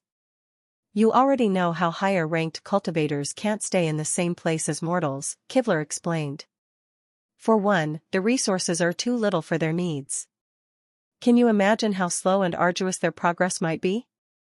And it's not anything similar to ours, we can imagine. That's why their lifespans are so long. Progress gets harder once you go up the ranks." Liam nodded in understanding. "Do you think the Asuras are still alive, then?" he asked. Kivler had a pensive look. "That's up for debate, but I'm sure there are. That's not my point, anyway." Liam raised a brow. "So what's your point?" Kivler smiled. "That there is a different realm for Celestials to exist in altogether. It can't be that they're so scarce and so little in number here. The opposition doesn't want people to cultivate, right? And it especially won't want those powerful people lingering around such fragile lands. I can't even imagine what a battle between Celestials might look like, but devastating would be a good word. If we somehow tap into those realms, we can gain more knowledge and insight into the secrets of the cultivation journey." Liam eventually nodded in understanding. But all of that was theory. Not to mention, there was no way for Kivler to truly find out his answers through mere studying. "The only way to know is to get there," Liam said. Kivler looked at him with an assessing gaze. "Aye, lad," he heaved a sigh. "I suppose you're right. Thereupon, the classes for the day had ended. Liam instantly went back to his lodging, thinking over his learnings of the day. It's time I begin inscribing. He didn't have any lectures for the next week, which meant he could finally start practicing his inscriptions and forging. He spent most of his time learning the former, but had multiple rank 3 darkness magical beast corpses in his ring, freshly bought and carefully preserved. He entered his basement and began with blood weaving first. Closing his eyes, he entered his sea of consciousness. Waves of mental energy sloshed around his mind, but with a raising gesture, a large blob separated and started to float above. Liam's spiritual form closed his eyes. The blob of mental energy started to change slightly, reflecting flashes of light. Gradually, it increased in luminosity, filling Liam's mind with light. When he opened his eyes, the blob now looked like a dim, liquid sun. Obviously not as bright, but it was luminous nonetheless. Cold sweat trickled down Liam's forehead. Imbuing meanings within mental energy was much more arduous than he imagined, and he was attempting the most simple form of it. It was the brightness enhancement inscription. The inscriber had to create a simple circuit that consisted of simple but colorful lines, illuminating a sword or an item. This simple exercise was also the first assignment that Richard had assigned to the class. The first person to succeed would even receive 10,000 aura stones. To make it, Liam had to take in the intensity of brightness, the range of colors it was to be, how it interacted with the surroundings, how long it would last, and if the line was straight or flowing. And that wasn't all of it. So much for simple. No wonder techniques and spells are so expensive and difficult to make. Something like this takes this much effort. Coming back to reality, Liam took out his wakizashi, forming a long cut on his bare thigh, then floating the droplet of blood in front of him. His expression was strained, although considerably less than the last time, as he refined the droplet. After all, his mental capabilities improved by leaps and bounds compared to then. He began refining the droplet of blood with his mental energy, causing it to glow. After half an hour of onerous refining, he absorbed the droplet of refined blood into his mental sphere. A migraine ensued like usual, though weaker in strength. Within his sea of consciousness, the droplet slowly muddled through the golden walls by force, adding a heavy weight on Liam's mind. When the droplet fully immersed into his sea of consciousness, Liam began to conjoin the blob of mental energy with it. As the two liquids started to join together and mix, more weight pushed against Liam's head, making him grit his teeth in pain. Slowly, the droplet started to glow luminously, but the red from the blood overpowered it. If anything, it only increased in sharpening the crimson hue. Although he considered padding it with more mental energy to lessen the pain, he eventually decided against it. Doing that will convolute the meanings. I have to endure. Liam waited for half an hour for the energies to steady and fully mix, before pulling out the droplet through the tip of his right finger, and taking out a small silver dagger. Chapter 112 Inscriptions and Forgery. The drop of refined blood stuck to Liam's right index, glowing a fervent scarlet. Liam heaved a sigh and focused. Blood weaving made links using the vampiric language.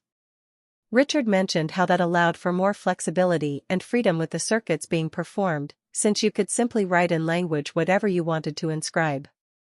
For example, Liam simply had to write what color he wanted, how intense it was to be, and so on, right on the blade or parchment itself. There wasn't the complicity of inscription lines, runes, and diagrams, but simple language and writing. Still, that meant it didn't come with the precision that those other methods did. Liam would have to compensate for it by writing, and generally inscribing more. Without delay, Liam began to run his finger through the small dagger, writing the vampiric characters for his desired effect. It took him half an hour, but eventually, the entire blade was covered with writings, and the refined ink had been depleted. Liam heaved a short sigh before moving to inspect the dagger. All the characters were connected to each other, as they should have been, and Liam could see that it could absorb mental energy like he intended. With a smile, he imbued it with his mental waves. The inscriptions flickered on, before flickering off just as fast, crushing Liam's smile before it could fully grow. It was to be expected, especially since it was his very first time even writing with the vampiric language. Well, I'm not talented enough to make this thing work on the first try anyway. Liam inspected his ring. There were 30 small silver daggers stored nearly inside. 30 more tries. Once again, he entered his sea of consciousness and separated blobs of his mental energy, renewing the same meanings until he refined them. Each inscription hurt horribly, and his eye grew more and more murky with blood. Still, Liam pushed through, repeating the process. He was on his 8th dagger, when the inscriptions on the surface of the blade started to flicker weakly. Liam dejectedly thought he had failed once again, ready to toss away the blades to the large pile on his left, but then realized the flickering didn't stop. It was unstable and volatile, but it was a success. Somewhat. The writings on the blade were only blood red in color, and the weak light it exuded was not constant. Both needed rectifying, among other things. I'll have to adjust the colors to be the two nearest to red, so orange and yellow. Pushing myself past this point isn't safe anymore. This is a good stopping point anyway. Liam stored the blade into his ring, before taking out a rank 2 magical beast. It was a twilight owl, sharp jet-black feathers that spanned twice the length of Liam's arms, the beak of which was curved and razor-sharp. Liam wasn't crazy enough to store a rank 3 beast well into his mental sphere right away. He wanted to test the waters first and see how difficult it was before proceeding to the higher ranks. He began skinning the owl with quick and precise movements, separating all the required parts and organizing them. Unlike traditional forging that required a set anvil, blazing heat and iron tools, magical beast forge mastery could be done differently. Of course, Rogan himself used those tools, but they weren't a necessity. When excessive amounts of aura is applied to a magical beast part, it softens enough for the forger to shape and manipulate however they pleased. At the same time, it's used to purify the material and strengthen it. Liam bunched up the owl's black bones and began to envelop them in his aura. Slowly, the bones started to change state, turning mushy and soft. Seeing that, Liam slowly began shaping the bones to a dagger's form with his hands, only using aura in short intervals when the bones were about to harden. A focused pressure spread throughout his surroundings, while his eye was completely locked in. He had to be careful not to underuse, or overuse aura during the beginning stages of forging, since it had the opposite effect and could considerably lessen the strength, endurance, and overall capabilities of the materials. It took him 2 hours to finish with the shape. Amazingly, the bones looked decent. The edge was slightly bent, similar to Liam's wakizashi, but not nearly as long. It was the same sharpness as a kitchen knife, but that was Liam's first try at shaping something successfully. He took the blade and slashed at his arm. A cut formed that dripped a little blood, but not enough to pierce through the muscle, and it healed a moment after.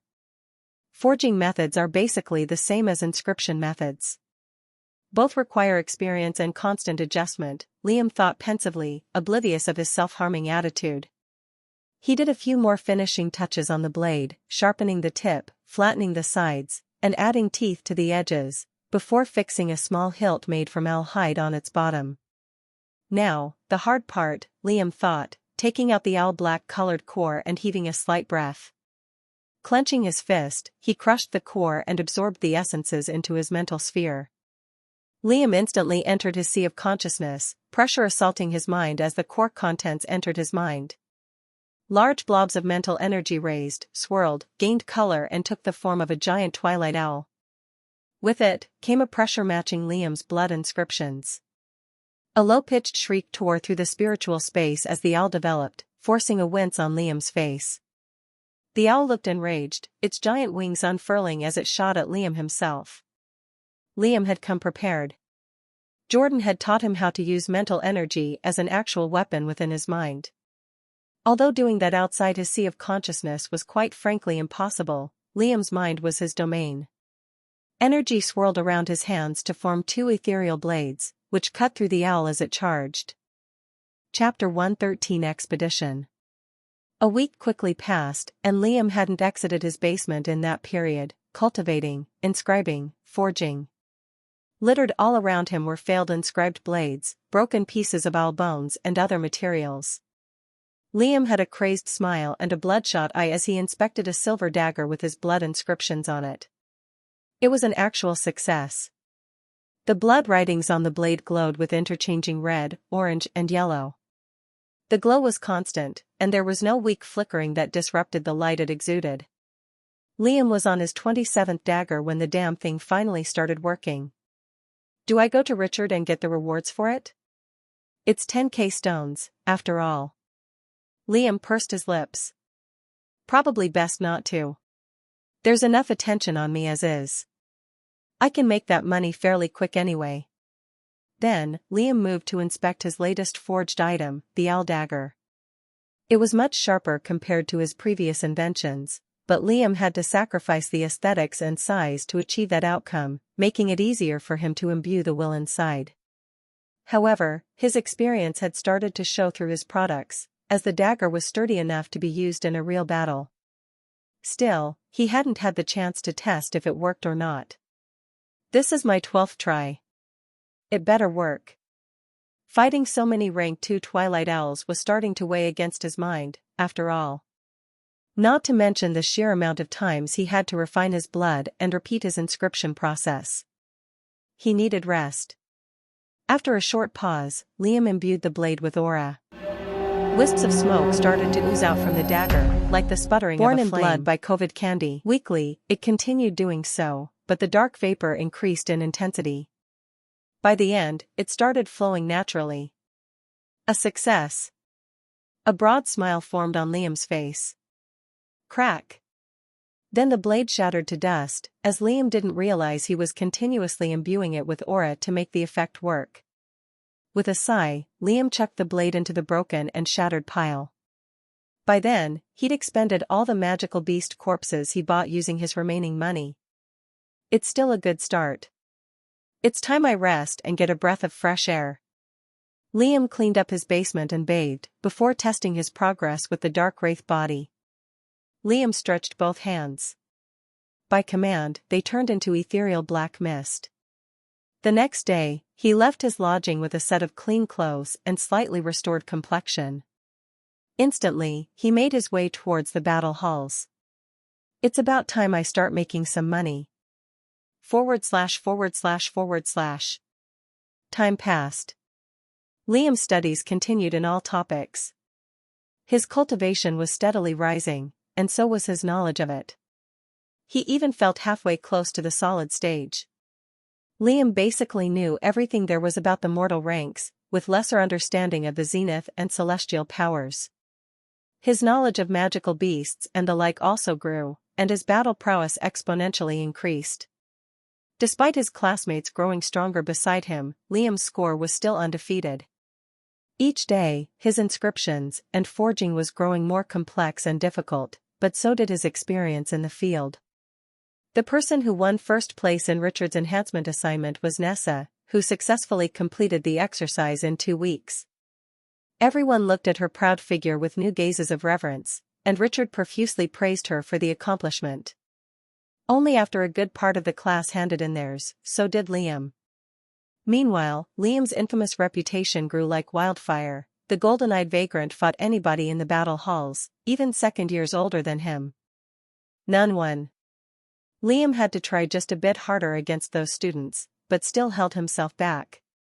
In total, he had gained 11k stones from wagering alone, making back the reward money he didn't receive. It helped that nobles were so easily offended and quick-tempered. Using their fragile egos, Liam didn't duel unless offered a hefty sum of money. It was apparent that Nord did the same. Like so, a month passed, and it was time for Liam to receive his mission from the headmaster.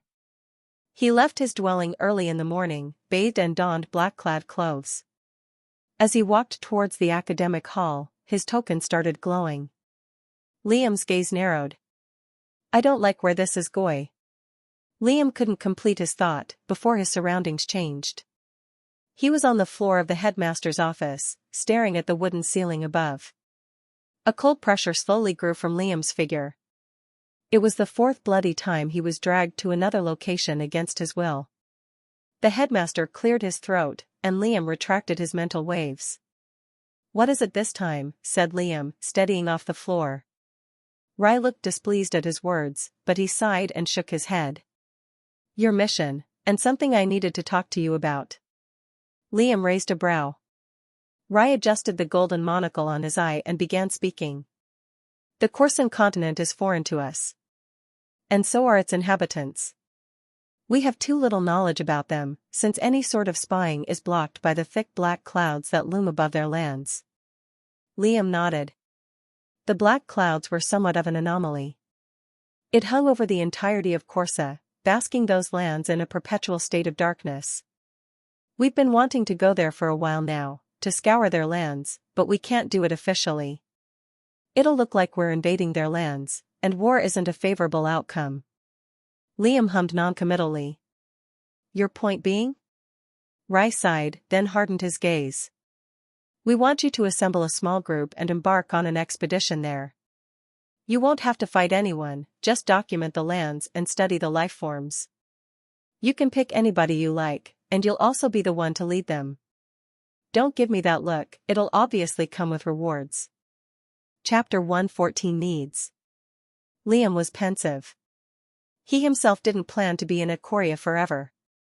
Going on such an expedition would be a good experience, and also allow him to understand the landscape of the world in person. The problem was the risks that it involved. He could simply do easy missions day by day and increase his strength without having to worry about too much danger. Then Liam remembered the Royce family. His safety wasn't ensured either way. "What kind of rewards?" Rai's response sounded prepared. "Well, that depends on how far your group traverses, and how much information you bring back, but as a baseline reward, you'll be given 350k, 3 rank 3 spells of your element, cultivation techniques of your choosing, a rank 4 martial art, and more." Instantly, Liam's attitude towards the mission changed. He wasn't naive. It was obvious the endeavor was going to be extremely difficult, but the benefits to it were premium. And best of all, a rank 4 martial art. Those cost a lot less than what a rank 4 spell did, but Liam still lacked the proper funds to buy them. "Fine. But I'll also need some things on our journey there," Liam voiced after a long pause. "Name them," the headmaster declared. "Rank 2 and rank 3 magical beast corpses, as many pairs of inscribed blades as you can give me, similar blades but plain, nourishing pills and elixirs, and any other need I might have." The headmaster let out a soft scoff. "You're daring, aren't you? Fine, consider them taken care of. For now, I'll give you a side mission to complete. You'll be given more leeway when this is done, and accepting minor quests would be possible as well." Liam nodded. What followed after was a short explanation of the mission details. In short, there was a group of people that needed killing. They had attacked a caravan that was meant to bring in supplies to the academy from Rozan. Although the royal soldiers would have killed those men with ease, an ambush paired with months of planning in advance allowed the bandits to take over the supplies and escape to a secluded town towards the east. They weren't weak in the least, and most certainly not dumb. Rai informed him of their formation capabilities, which was also how they overpowered the guarded caravan, and ranks, but nothing Liam couldn't take care of. Headmaster Rai gave him a map and few other instructions, before teleporting him to the train terminal towards the academy edges.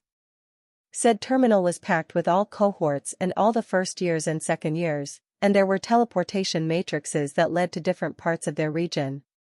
Liam saw a bit of commotion up ahead near one of the train stations, where the second and first year girls were huddled around a young man. Instantly, Liam recognized him due to his aura, which was cold as ice with the properties of wind and water. Riche-voiced had lustrous steel blue hair that fell behind his back. He was slim but had broad shoulders, and his hooded eyes were icy azure. He calmly smiled to those greeting him. "It's that ice prick," Nord appeared beside Liam.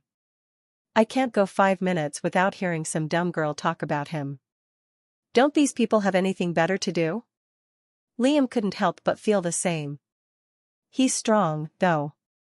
Second years are just students that are cultivating rank 4 bodies and are strong rank 1 magi.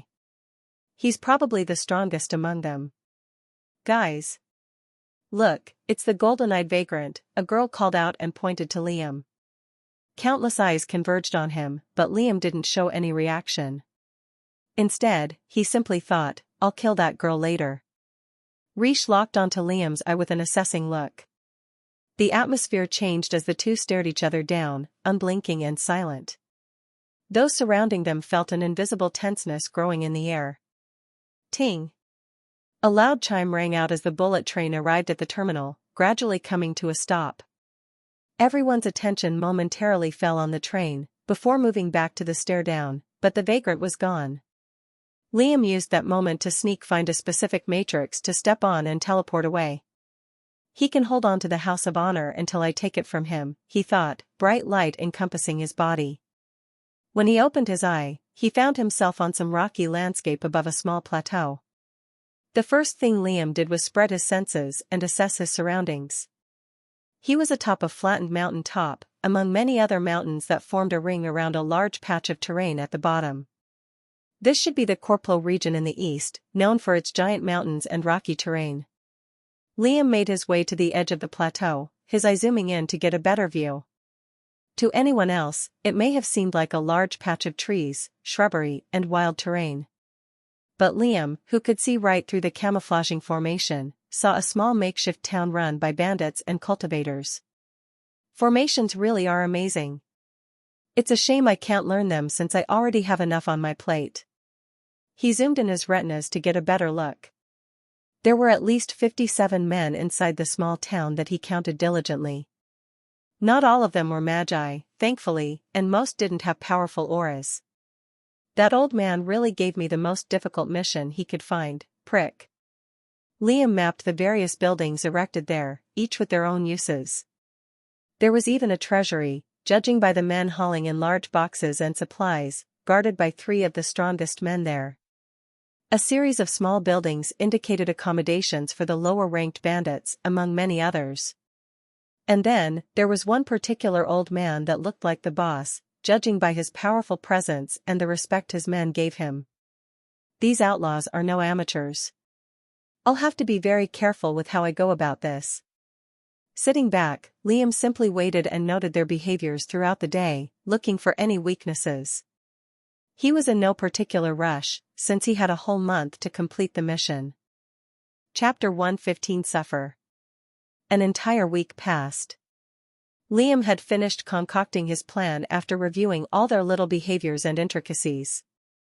Food was apparently a problem for the professional bandits. Now and again, they'd send a small group of weak men, by Liam's standards, to hunt them a pack of magical beasts in the wilderness.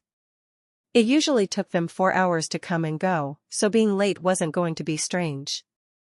Liam marked that as his entry point. He could find the formation sources and break it, but that would only make things difficult. Silence was the only way. The sun was just setting over the horizon, painting a vermilion-orange hue over the endless skies. Just then, a group of men left the formation and headed towards the forest for another hunt. //////. Why are we always the ones to do this, man? Randall just landed the biggest haul of our lives, can't we catch a break? A voice complained. We're also the weakest. Just keep your mouth shut and work. He'll kill us all if you run off, a wise voice advised. He did get a rank 4 spell though. Another voice added, making greed flicker in the group's eyes. The 5 cultivators grew silent after that, but bitterness gripped their ugly faces. Liam waited until they got a considerable distance away from the town, denying their ability to call for backup or return to safety. Granted, if they had jades, they could call them anyway, but Liam didn't plan to let that happen. An hour passed before the group came across a pack of rank 3 boulder apes, which they spent a good hour effortlessly killing. By the time it was over, the group let out exhausted sighs, allowing themselves a short respite. Come on, we'll have to head BA. The chubby middle-aged cultivator couldn't finish his sentence, since a shadow burst from the shrubbery and slit his throat in an instant. The others instantly recoiled and jumped back, but another one was ensnared by a tight chain wrapping around his face. He screamed in agony as the dark bonds sizzled and corroded his skin, digging into his flesh. Liam silenced those shrieks with a quick severing of his head, before his eye fell to the remaining 3 bandits. Anger held their faces as they charged Liam instantly, 3 mental pressures converging on his mind. Liam used thicken, then reeled back his chains and ensnared the one closest to him, wrapping his feet and halting his charge, before sticking his short sword in the man's eye. He fell with a coarse scream, causing the 2 remaining to flinch in fear, horrified. The slender man in the back took out his jade and began running away, but a dusky light tore through the air and pierced his wrist right after. The umbral needle exploded, engulfing the man in corrosive gas that invaded his lungs. Blood leaked from his nose and mouth, choking as he succumbed to death. Only one remained, and the short-statured cultivator looked mortified, the inscribed short sword in his hands trembling. "Put your blade down. I'll make it quick if you answer my questions." Liam's words seemed to anger the man, enough to overpower his fear. He charged with shooting an arm-sized spike from his arm, before weaving in to slash horizontally at Liam's head. Liam sidestepped the spike and ducked under the blade, lining the bandit's chest with 3 quick thrusts of his short sword. Blood spurted from the man's back like gunshots, followed by a scream louder than one. "I told you," Liam sighed, "answer my questions and I won't let you suffer." A cold air suddenly grew around the screaming man, slowly freezing his screams. Clutching his wounds, he made a slow reluctant nod. "What rank is your boss? What other formations are there in your base? How many people are there in total? There's nothing that could notify them of my arrival, right?" "Our rank 1 magus, rank 3 body and a rank 2 core. Nothing besides the camouflaging formation, and 62, the man said with a shaky voice, mixed with regret and pain. "And no, you can just enter." Liam hummed in understanding. A wet slash sounded right after, followed by a thump and a rolling head on the ground. Liam looted the bodies for their space rings, then exchanged swapped clothes with the shortest bandit he'd killed. It was a simple leather tunic with a hood that covered his head, paired with a similar mask for his face. Liam discarded the bodies in a downstream river, before instantly making his way towards the town. Night fell, stars flickering in the sky. Shadows stretched across the forest and darkened the entire region, adding to Liam's bleak silhouette. "I'll attack when they're all sleeping. Only a few people would be awake at that point, but even if they find me out, I'd already taken out half of them," he thought, putting on his hood. Another 2 boring hours passed, the sounds of cheering and joyous chants gradually dying down. Only when the entire town grew silent did Liam steal his gaze. "It's time." The disappearance of the 5 thankfully weren't noticed due to their partying and drunkenness. Liam silently entered the town and hid behind one of the small wooden buildings, his blades unsheathed and his senses spreading all throughout the space. Most of the cultivators who were outside were drunk out of their mind, and some were flat out asleep on the ground, snoring obliviously. "I better start, then." Some of the drunkards needed to empty their bladders, choosing to head towards the edges of the town to do their business. Liam found at least 3 of them going in different directions. He chose the one closest to him and silently walked up behind the man, casually thrusting his short sword into his neck. With a choke and bloody gurgle, the man slumped on the ground limp. Liam checked his body behind a dark alley between 2 small buildings, then shifted his focus to the others. Chapter 116 Pissers. Liam had already killed 6 of the piss-takers. They were easy targets, after all. Now, he turned his attention to the drunkards who still lingered around the camp. Only the treasury was guarded by competent men who didn't leave their posts or indulge in drink. Liam approached the small bonfire where the guards slept. In his changed attire, he blended in with them, especially with the leather hood obscuring his face. The sleeping men didn't even stir as Liam severed their heads with one swift slash of his blade. The others were too drunk to know what was happening. Before they could even realize it, their vision went dark. Liam steadily cleaned out a small section of the base, leaving 16 dead in his wake. He moved on to the dwellings where the men slept. Despite their professionalism and ability to overtake a royal caravan, they were careless when it came to guarding themselves during sleep. "They're underestimating the royals," Liam thought as he killed each sleeper with an instant slash to the head. If a single powerful guard was sent, this entire place would be wiped out instantly. But they chose to let me do it instead. Crazy bastards. A macabre trail of bodies followed in Liam's wake as he killed another 27 men, adding to the previous 16. In less than 5 hours, 43 men lay dead and Liam remained unscathed. I guess that's all the weaklings, Liam thought. I'll work on the treasury next. That Randall guy is stored in one of those larger houses further up, but I'll save him for last. The hunters he'd killed had mentioned that Randall had a rank 4 spell. Spells of that nature required strong centers of power to express their full potential. A rank 1 magus couldn't possibly execute a rank 4 spell at its full potential. There needed to be a similar or at least close disparity between them. That's why Liam wasn't too afraid. He climbed onto the building opposite the treasury and watched as the 3 guards stood like statues, unblinking and ready for any threat. But Liam's presence was hidden from them, allowing him to circle around and climb onto the treasury roof right above them. Dark chains grew from his hands and with a lithe jump, 2 umbral needles shot at the left and right guards while Liam fell atop the middleman with his chains wrapped tightly around his neck. The dark needles pierced through the necks of the 2 men, exploding into noxious gas that marred their faces and choked their breath. But they were experienced enough to resist the pain and crawl away. The middleman was not so lucky. Liam's chokehold on his neck grew tighter by the second, crushing his windpipe and sucking the life from him. "We're under attack," one of the men with a needle in his neck shouted as he desperately crawled away. "Damn it. It didn't pierce deep enough."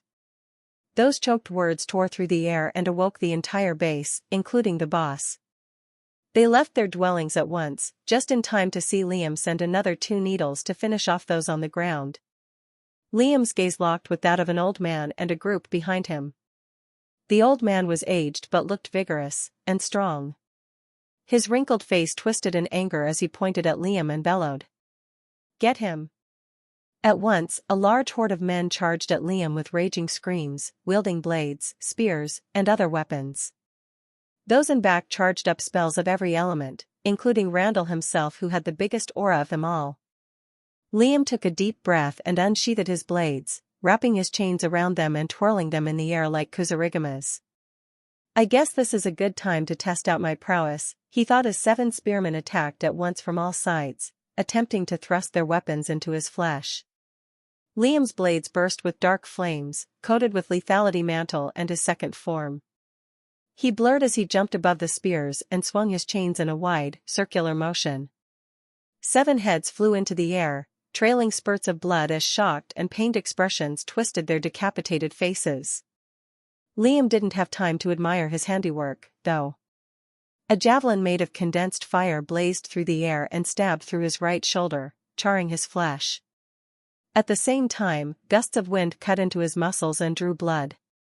The men looked smug for barely a second before realizing that Liam was still running at them despite his deep wounds, his hands and feet glowing.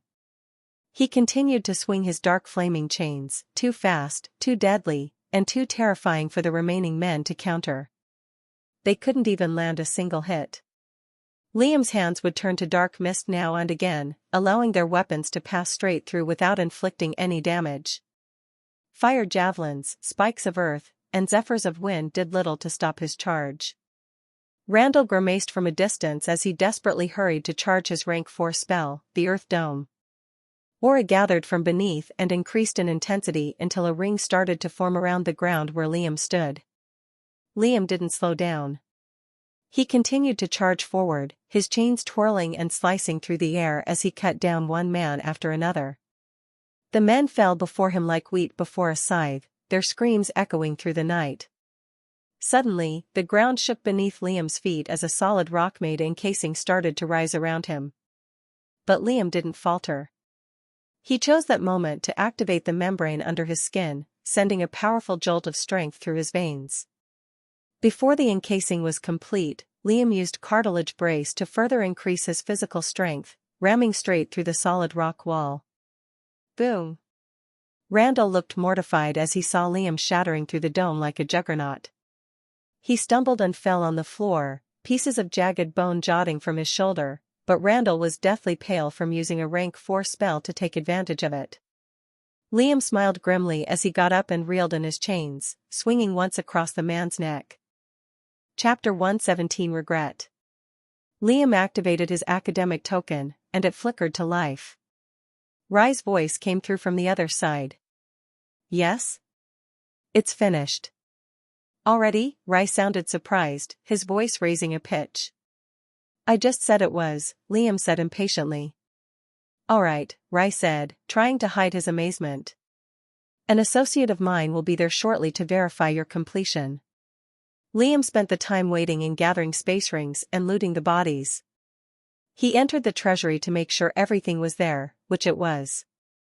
It was filled with large piles of golden jewels, glinting under the moonlight, along with some other low-level techniques and spells. Soon enough, a lanky man wearing a black suit arrived at the scene. His small eyes could only grow in shock as he saw so many dead bodies laying around. The smell of blood was so thick he could taste it, but the young boy in front of him looked expressionless. Liam greeted the man nonchalantly. Here are the rings. Liam promptly gave the man more than a dozen rings, with the severed fingers attached to them. The treasury is that way. Liam pointed to the small building with 3 dead guards littered around it. Although the suited man was disgusted at the pile of fingers in his hands, he gulped down his fear and nodded. Great. I'll be leaving then. Is it back the same way? Liam asked, and the man quickly nodded. Oh, and you might want to be careful when you clean some of them, Liam added as an afterthought. They died pissing. With that, Liam made his way back. // Liam gained roughly 1,300 merit points from his mission. He used those points to buy darkness magical beasts for his forging and blades for his inscriptions, along with some nourishing pills that helped bolster his progress with his core and mental sphere. Spells as of that moment weren't of any concern to him, since he'd get plenty from the expedition. His main goal was improving his inscription and forging capabilities, since, compared to others, his cultivation journey was going to be significantly harder. Being of the darkness element, there were 2 little spells of a similar nature. Not to mention, he was a dual elementalist, the extent of his second element he didn't even know about. Liam moved to studying the vampiric nail spell made by Revel. With his eye, he could vaguely make out the complex meanings stored into the technique. There were countless other failed inscriptions that Revel had made, but they were still useful to study and memorize. At the same time, he had a massive idea with his forging. At one point, he simply thought, why don't I add meanings into the beast will itself? I use mental energy on it anyway. He approached Jordan with his questions and the man confirmed it, though skeptical. You definitely can, even I do, only it'll take you years of understanding how the 2 energies interact with one another. You could get much more creative with your inventions though. He saved that idea for another time along with a proper utilization of the king's eye. In the meantime, he also gained more details of his expedition. He had permission to delay his final tests until he came back from his journey, and he could begin as soon as he assembled a team. It would last roughly 2 to 3 months, and depending on how well or bad it went, that time period could change. Liam had a few names in mind for his mission. Nord is strong, but he's an idiot. Still, it's better than bringing any noble. Rin too, but her deafness might be an inconvenience. Nessa should come. She doesn't seem like the scheming type, and she's smart enough. Svein is a liability. I'll find someone else in the meantime.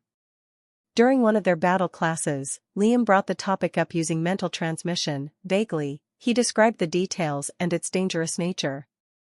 You in? You can push your luck with the headmaster and fleece him for more rewards if you're not satisfied, Liam concluded and advised. Nord looked pensive, before a smile spread on his lips. Of course I am. Liam approached Rin and Nessa next, and the 2 agreed instantly. Nessa looked excited to visit new lands and study different magical environments, and Rin seemed more interested in the reward it came with. The 4th person Liam picked was a boy by the name of Gerald. He was a peasant just like the rest of the group, with the exception of Nessa, but a bit weaker and less driven compared to them. It took a bit of convincing to bring him into the group, but the promised wealth had enticed him to agree. With that, the expedition party was ready to set out. Early in the morning, the headmaster teleported everyone into his office. Looking everyone over, he nodded, then explained to them in detail what their goal was. Lawrence will lead you. Consider his words like orders, and don't fight amongst each other. We'll give you all special storage items and enough provisions for your trip. Just then, a bright light sputtered across the room and took the form of a woman. Good, you're all here, Kalia said with a firm nod. I'll be leading you all towards the borders of Ikoria. There, you'll be put on a small ship camouflaged with an invisibility formation. One of our workers will steer the ship and wait on the borders until you return. Everyone exchanged a nod. As everyone continued their studies, the group headed towards the train and quickly entered. A moment later, the train began churning, increasing in speed as it left the academy grounds. Nord sat beside Liam as the group settled in their place. Yo, man. I actually wanted to ask you something. The red-eyed boy looked left and right despite speaking mentally, worried someone might hear him. Liam gave him a quick side glance as he peered outside the train window. Have you ever seen a woman go to the bathroom? Do you think they even do? Liam slowly creaked his head towards Nord's direction, giving him a disappointed and stunned look. Instantly, he regretted bringing him. Chapter 118 Journey. The train continued its course, passing through countless underwater habitats and magical landscapes. Liam would have liked to enjoy the sight, but Nord's incessant mental chatter made it impossible. The boy's mind was a never-ending stream of inane questions and pointless observations. At one point, Liam simply couldn't take it anymore. He blocked out Nord's mental transmission and began to cultivate with his eyes closed. It was a welcome reprieve from the boy's constant noise. It'll take at least 4 days until we reach the borders. After that, it might take 2 weeks to arrive at Corson lands. Liam's storage devices were filled with provisions, books, 40-some inscribed pairs of katanas and wakizashis, 40 of the same kind except plain, paired with mental sphere, body, and core strengthening/nourishing pills. On a separate ring, there were 25 rank 3 darkness magical beasts, and 50 rank 2 of the same kind. They were even given new space rings with 50 square meters of space to hold those items in. The sight made a smile form on Liam's face. Liam would entrust Nessa with documenting the land's flora, if there was any in those lands, and navigating the team. She was more than happy with her workload. Rin on the other hand was tasked with the fauna. Her knowledge of magical beasts and other life forms actually outshined Liam's, since she expressed deep interest in those topics. Gerald had basic knowledge of formations, mainly those that helped hide the group's presence from outside threats. That would help greatly once they settled on land. Nord was just there as a pair of extra hands and legs. That would be injustice to the boy, since, despite his idiocy and simple-minded nature, he was strong and well-versed in battle. Liam spent the next 4 days cultivating and expanding his mental sphere. The others did more or less the same, finding their own corner within the space to huddle in. Soon enough, the train had emerged from water and began traveling through vast plains of lush greenery. There was no civilization there, just land for as far as the king's eye could see. That sight lasted for about 3 hours, before the train gradually slowed down to stop. Kalia arrived at the car and addressed those inside. We're here. The group left the train as one, eyes widening in unbelieving shock as they looked past the cliff overseeing the endless azure seas. The 5 had never seen the ocean before. They'd seen pictures and maps, but never the real thing. Ikoria was just too large for them to witness such a majestic sight. Large waves crashed over one another, flowing into each other before repeating the same dance again. Here and there, oceanic magical beasts poked out from the water's surface. Liam spotted an eel with stretched fins on its sides, flying freely above the water as though it was a bird. Just one kind among the countless different creatures living there. Kalia let the group witness the sight for a short moment before heading towards the edge of the cliff. Come on now, she called over her shoulder. The boat is right under here. Her words brought the group back to their senses. They followed Kalia's example as she lightly jumped from the cliff onto the flowing shore below. There, a tall, skinny, bald middle-aged man greeted the royal with a respectful gesture. He wore a single black robe and had dark eyes. "Welcome, Your Majesty. Is it just these youths?" Kalia exchanged a nod with him. The man shifted his attention to Liam's group with a warm smile on his face. "Welcome. My name is Jack, I'll be your sailor for this journey. Please, let us waste no further time." On those words, the group grew confused. Liam's eye scoured the beach, noticing a blurry translucent form on the waters. Smiling knowingly, Jack waved his hand and suddenly a giant boat sprung into view. It was inscribed with countless lines on its black surface and looked to be made from dark wood, a special material belonging to a rare magical tree whose wood was stronger than steel yet lighter than a feather. Nessa's face lit up at the sight of the boat, her eyes shining with excitement. Nord grinned, Rin looked amazed, and Gerald's expression was one of stunned disbelief. A gangplank slowly descended from the side of the boat onto the beach, inviting them aboard. "Please board on if there's nothing else for you all to do here," Jack requested. Liam approached Kalia. "Is there anything else I need to know before heading there?" Kalia pursed her red lips. "No, nothing you haven't been briefed on. Just remember, safety is the priority. Don't risk going to any mainstream or threatening locations if it poses danger to your life." Liam gave a terse nod before following the others inside the boat. "Stay alive now, get used later."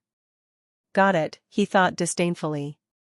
The interior of the boat was like any other. The main deck was large enough to accommodate 100 men at a time, and at the helm, Jack began to steer the boat with a complicated set of inscribed controls. Slowly, the boat repositioned itself.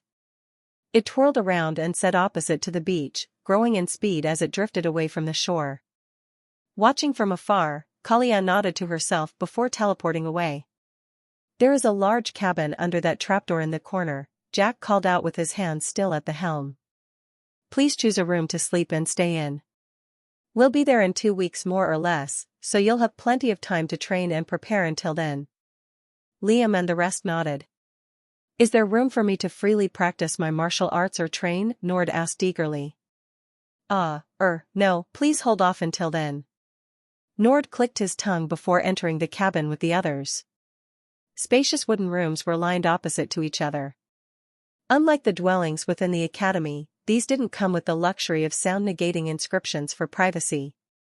"I choose the biggest one," Nord exclaimed, hurriedly checking each dorm with a quick glance.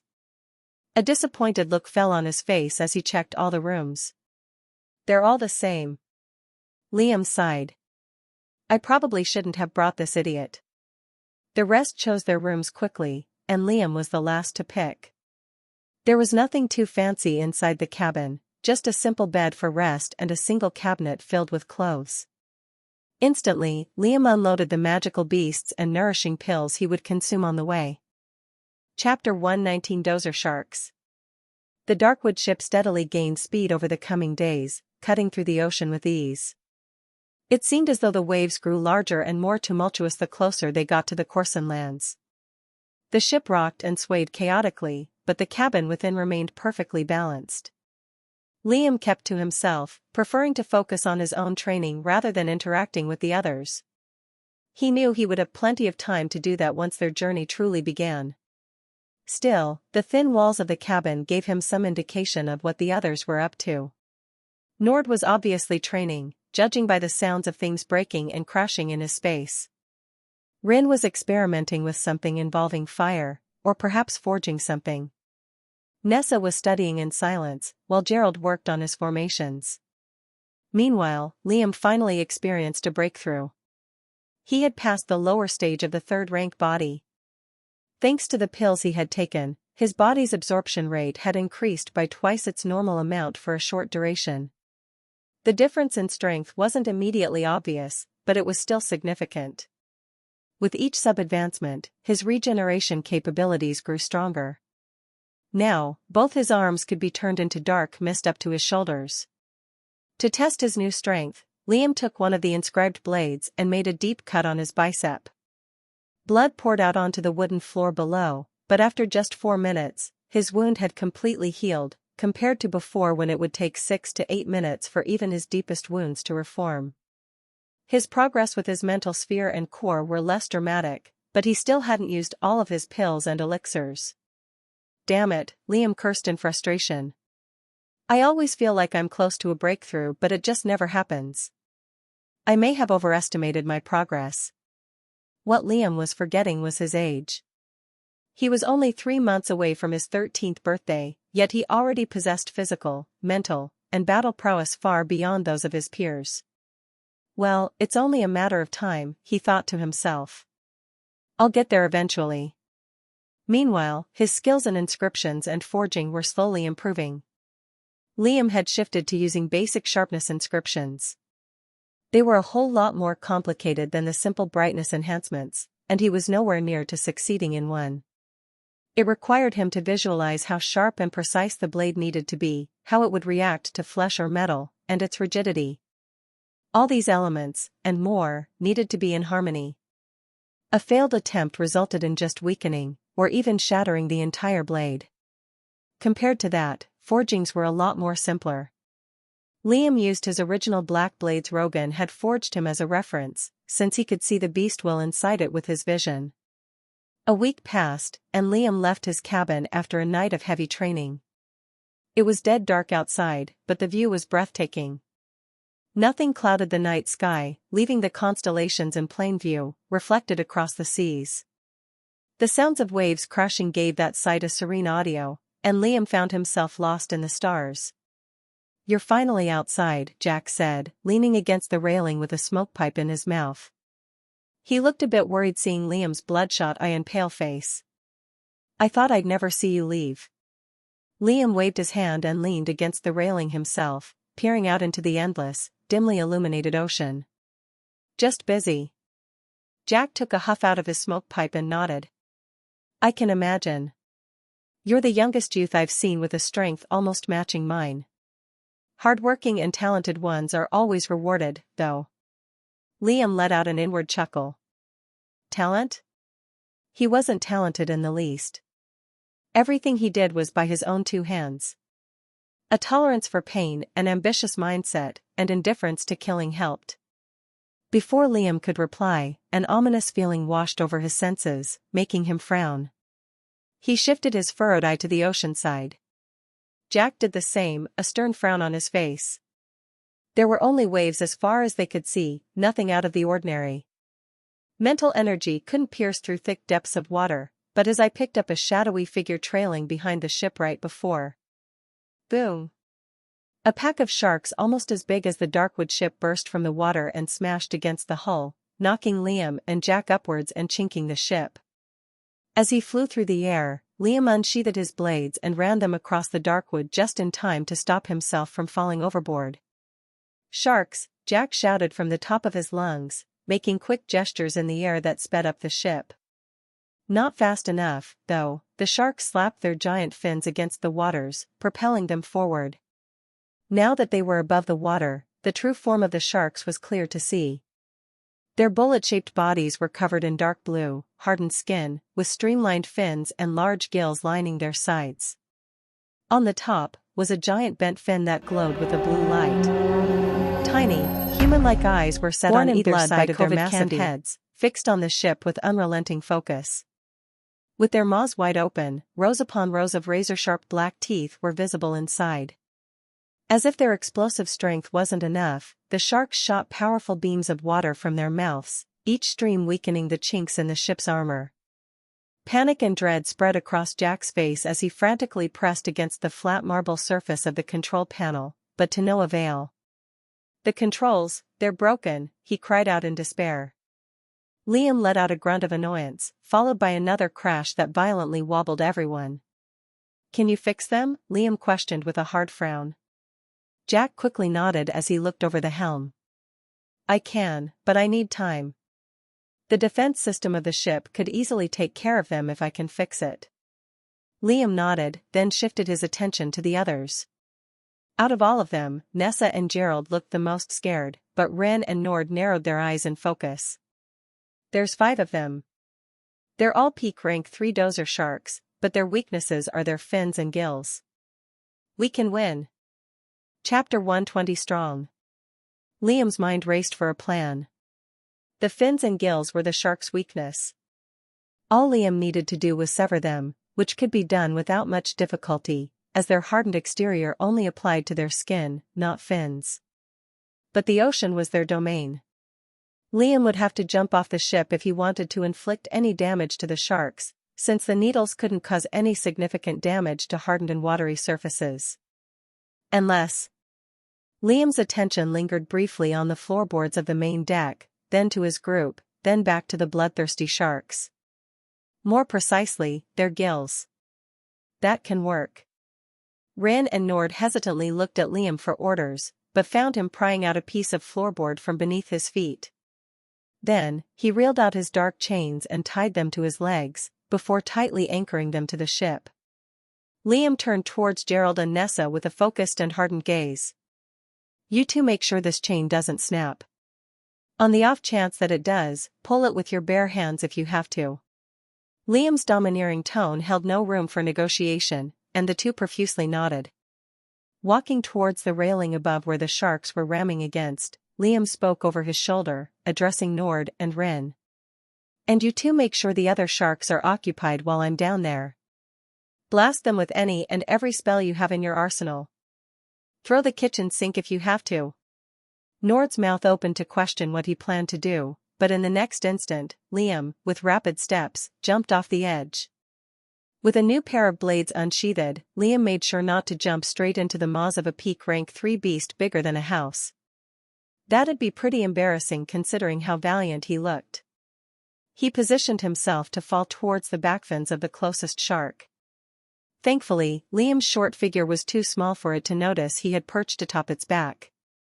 Gushing foamy waves crashed against Liam's body as he landed on the slippery surface. His gaze turned to one of hardened focus as his hands and feet started to glow. Instantly, his inscribed blades, strengthened by the first and second martial art form, along with lethality mantle and cartilage brace, blurred against the shark's hardened skin. With each deep slash, parts of the rigid scales would shatter off and reveal the soft interior. Darkness would seep into those openings and consume entire chunks of muscle. Liam didn't hold back on using his third form, interweaving sunder, which cut up large patches with X-shaped wounds. The dozer shark, now painfully aware of the human attacker, trashed around, uncaring of its own well-being. It smashed its backfins against the water in a desperate attempt to brush Liam away. It even submerged itself underwater repeatedly and pulled Liam with it, but holding his breath was an easy counter to that. After a short moment, it returned to the surface and let out a frustrated, low-pitched sound. There it is, Liam thought expectantly. At that point, the surrounding sharks noticed the commotion and spotted Liam, who instantly started running towards the top fin. On the left and right, the dozers prepared to shoot a beam of water at their fellow shark. Just before they could crush Liam to a pulp, Nord's glaive created a series of quick thrusts and wide slashes in the air. At the same time, Rin's fists burst with thick flames, which grew twice the size of a basketball. With a low grunt, she hurled them. Nord's slashes had formed countless cuts on one of the shark's mouths, disrupting his ability, while Rin's fire forced the other one to go underwater to evade the attack. Meanwhile, Liam had neared the fin, the hardest and most rigid part of the dozer. Sliding across the slippery surface at an incredible speed, he held his wakizashi and katana reversely, running his blades across the organ and cleanly severing it off as he flew past. That seemed to kill the rage within the dozer and replace it with fear, but Liam wasn't done. Right before he jumped to the next shark, that re-emerged from the water after evading the fireball, darkness swirled between his fingers to form 3 needles, which he promptly stuck within each of the dozer's gills. Immediately, the needles exploded and clogged its gills with lethal smoke. Viscous blood poured from its insides and stained the water red as it slowly sank. As Liam did that and moved to the next beast, Rin and Nord backed him up using their long-ranged attacks and spells to repeat the process. "The controls are fixed," Jack's relieved voice eventually rang out. Hearing those words, Liam instantly hauled himself back to the ship. He was at his limit after using so many spells back to back. Cold sweat mixed with salt water from the ocean dripped from his drenched body. Saved by the bell, Liam thought, panting heavily. Meanwhile, the ship started to shake violently. The inscriptions glowed on its surface, and the dark wood slowly repaired itself. Any trace of the previous damage to its flank was gone. It wasn't done there. Thick tree roots grew from the bottom of the ship and shot at the remaining sharks, wrapping around them and tightening its crushing grip until they splurg exploded. Bloody pieces of fish meat fell all over the main deck like small meteorites, with steaming hot blood drenching everyone from head to toe. Liam let his back touch the hard floor. His panting was finally coming to a stop, but his head throbbed with a hurtful ache. I'm gonna rest. Let me know when we're near the Corson lands. Slowly, he sprung to his feet, feeling 5 pairs of eyes on his back as he entered the cabin. I don't think I'm anywhere close to that guy, Nord said with a low tone as Liam left, respect evident in his voice and vermilion eyes. Ran and Jack nodded in silent agreement. Nessa looked dejected, angry at her inaction and weakness, and Gerald was just relieved he lived through the whole ordeal. Soon enough, the Corson lands came into view.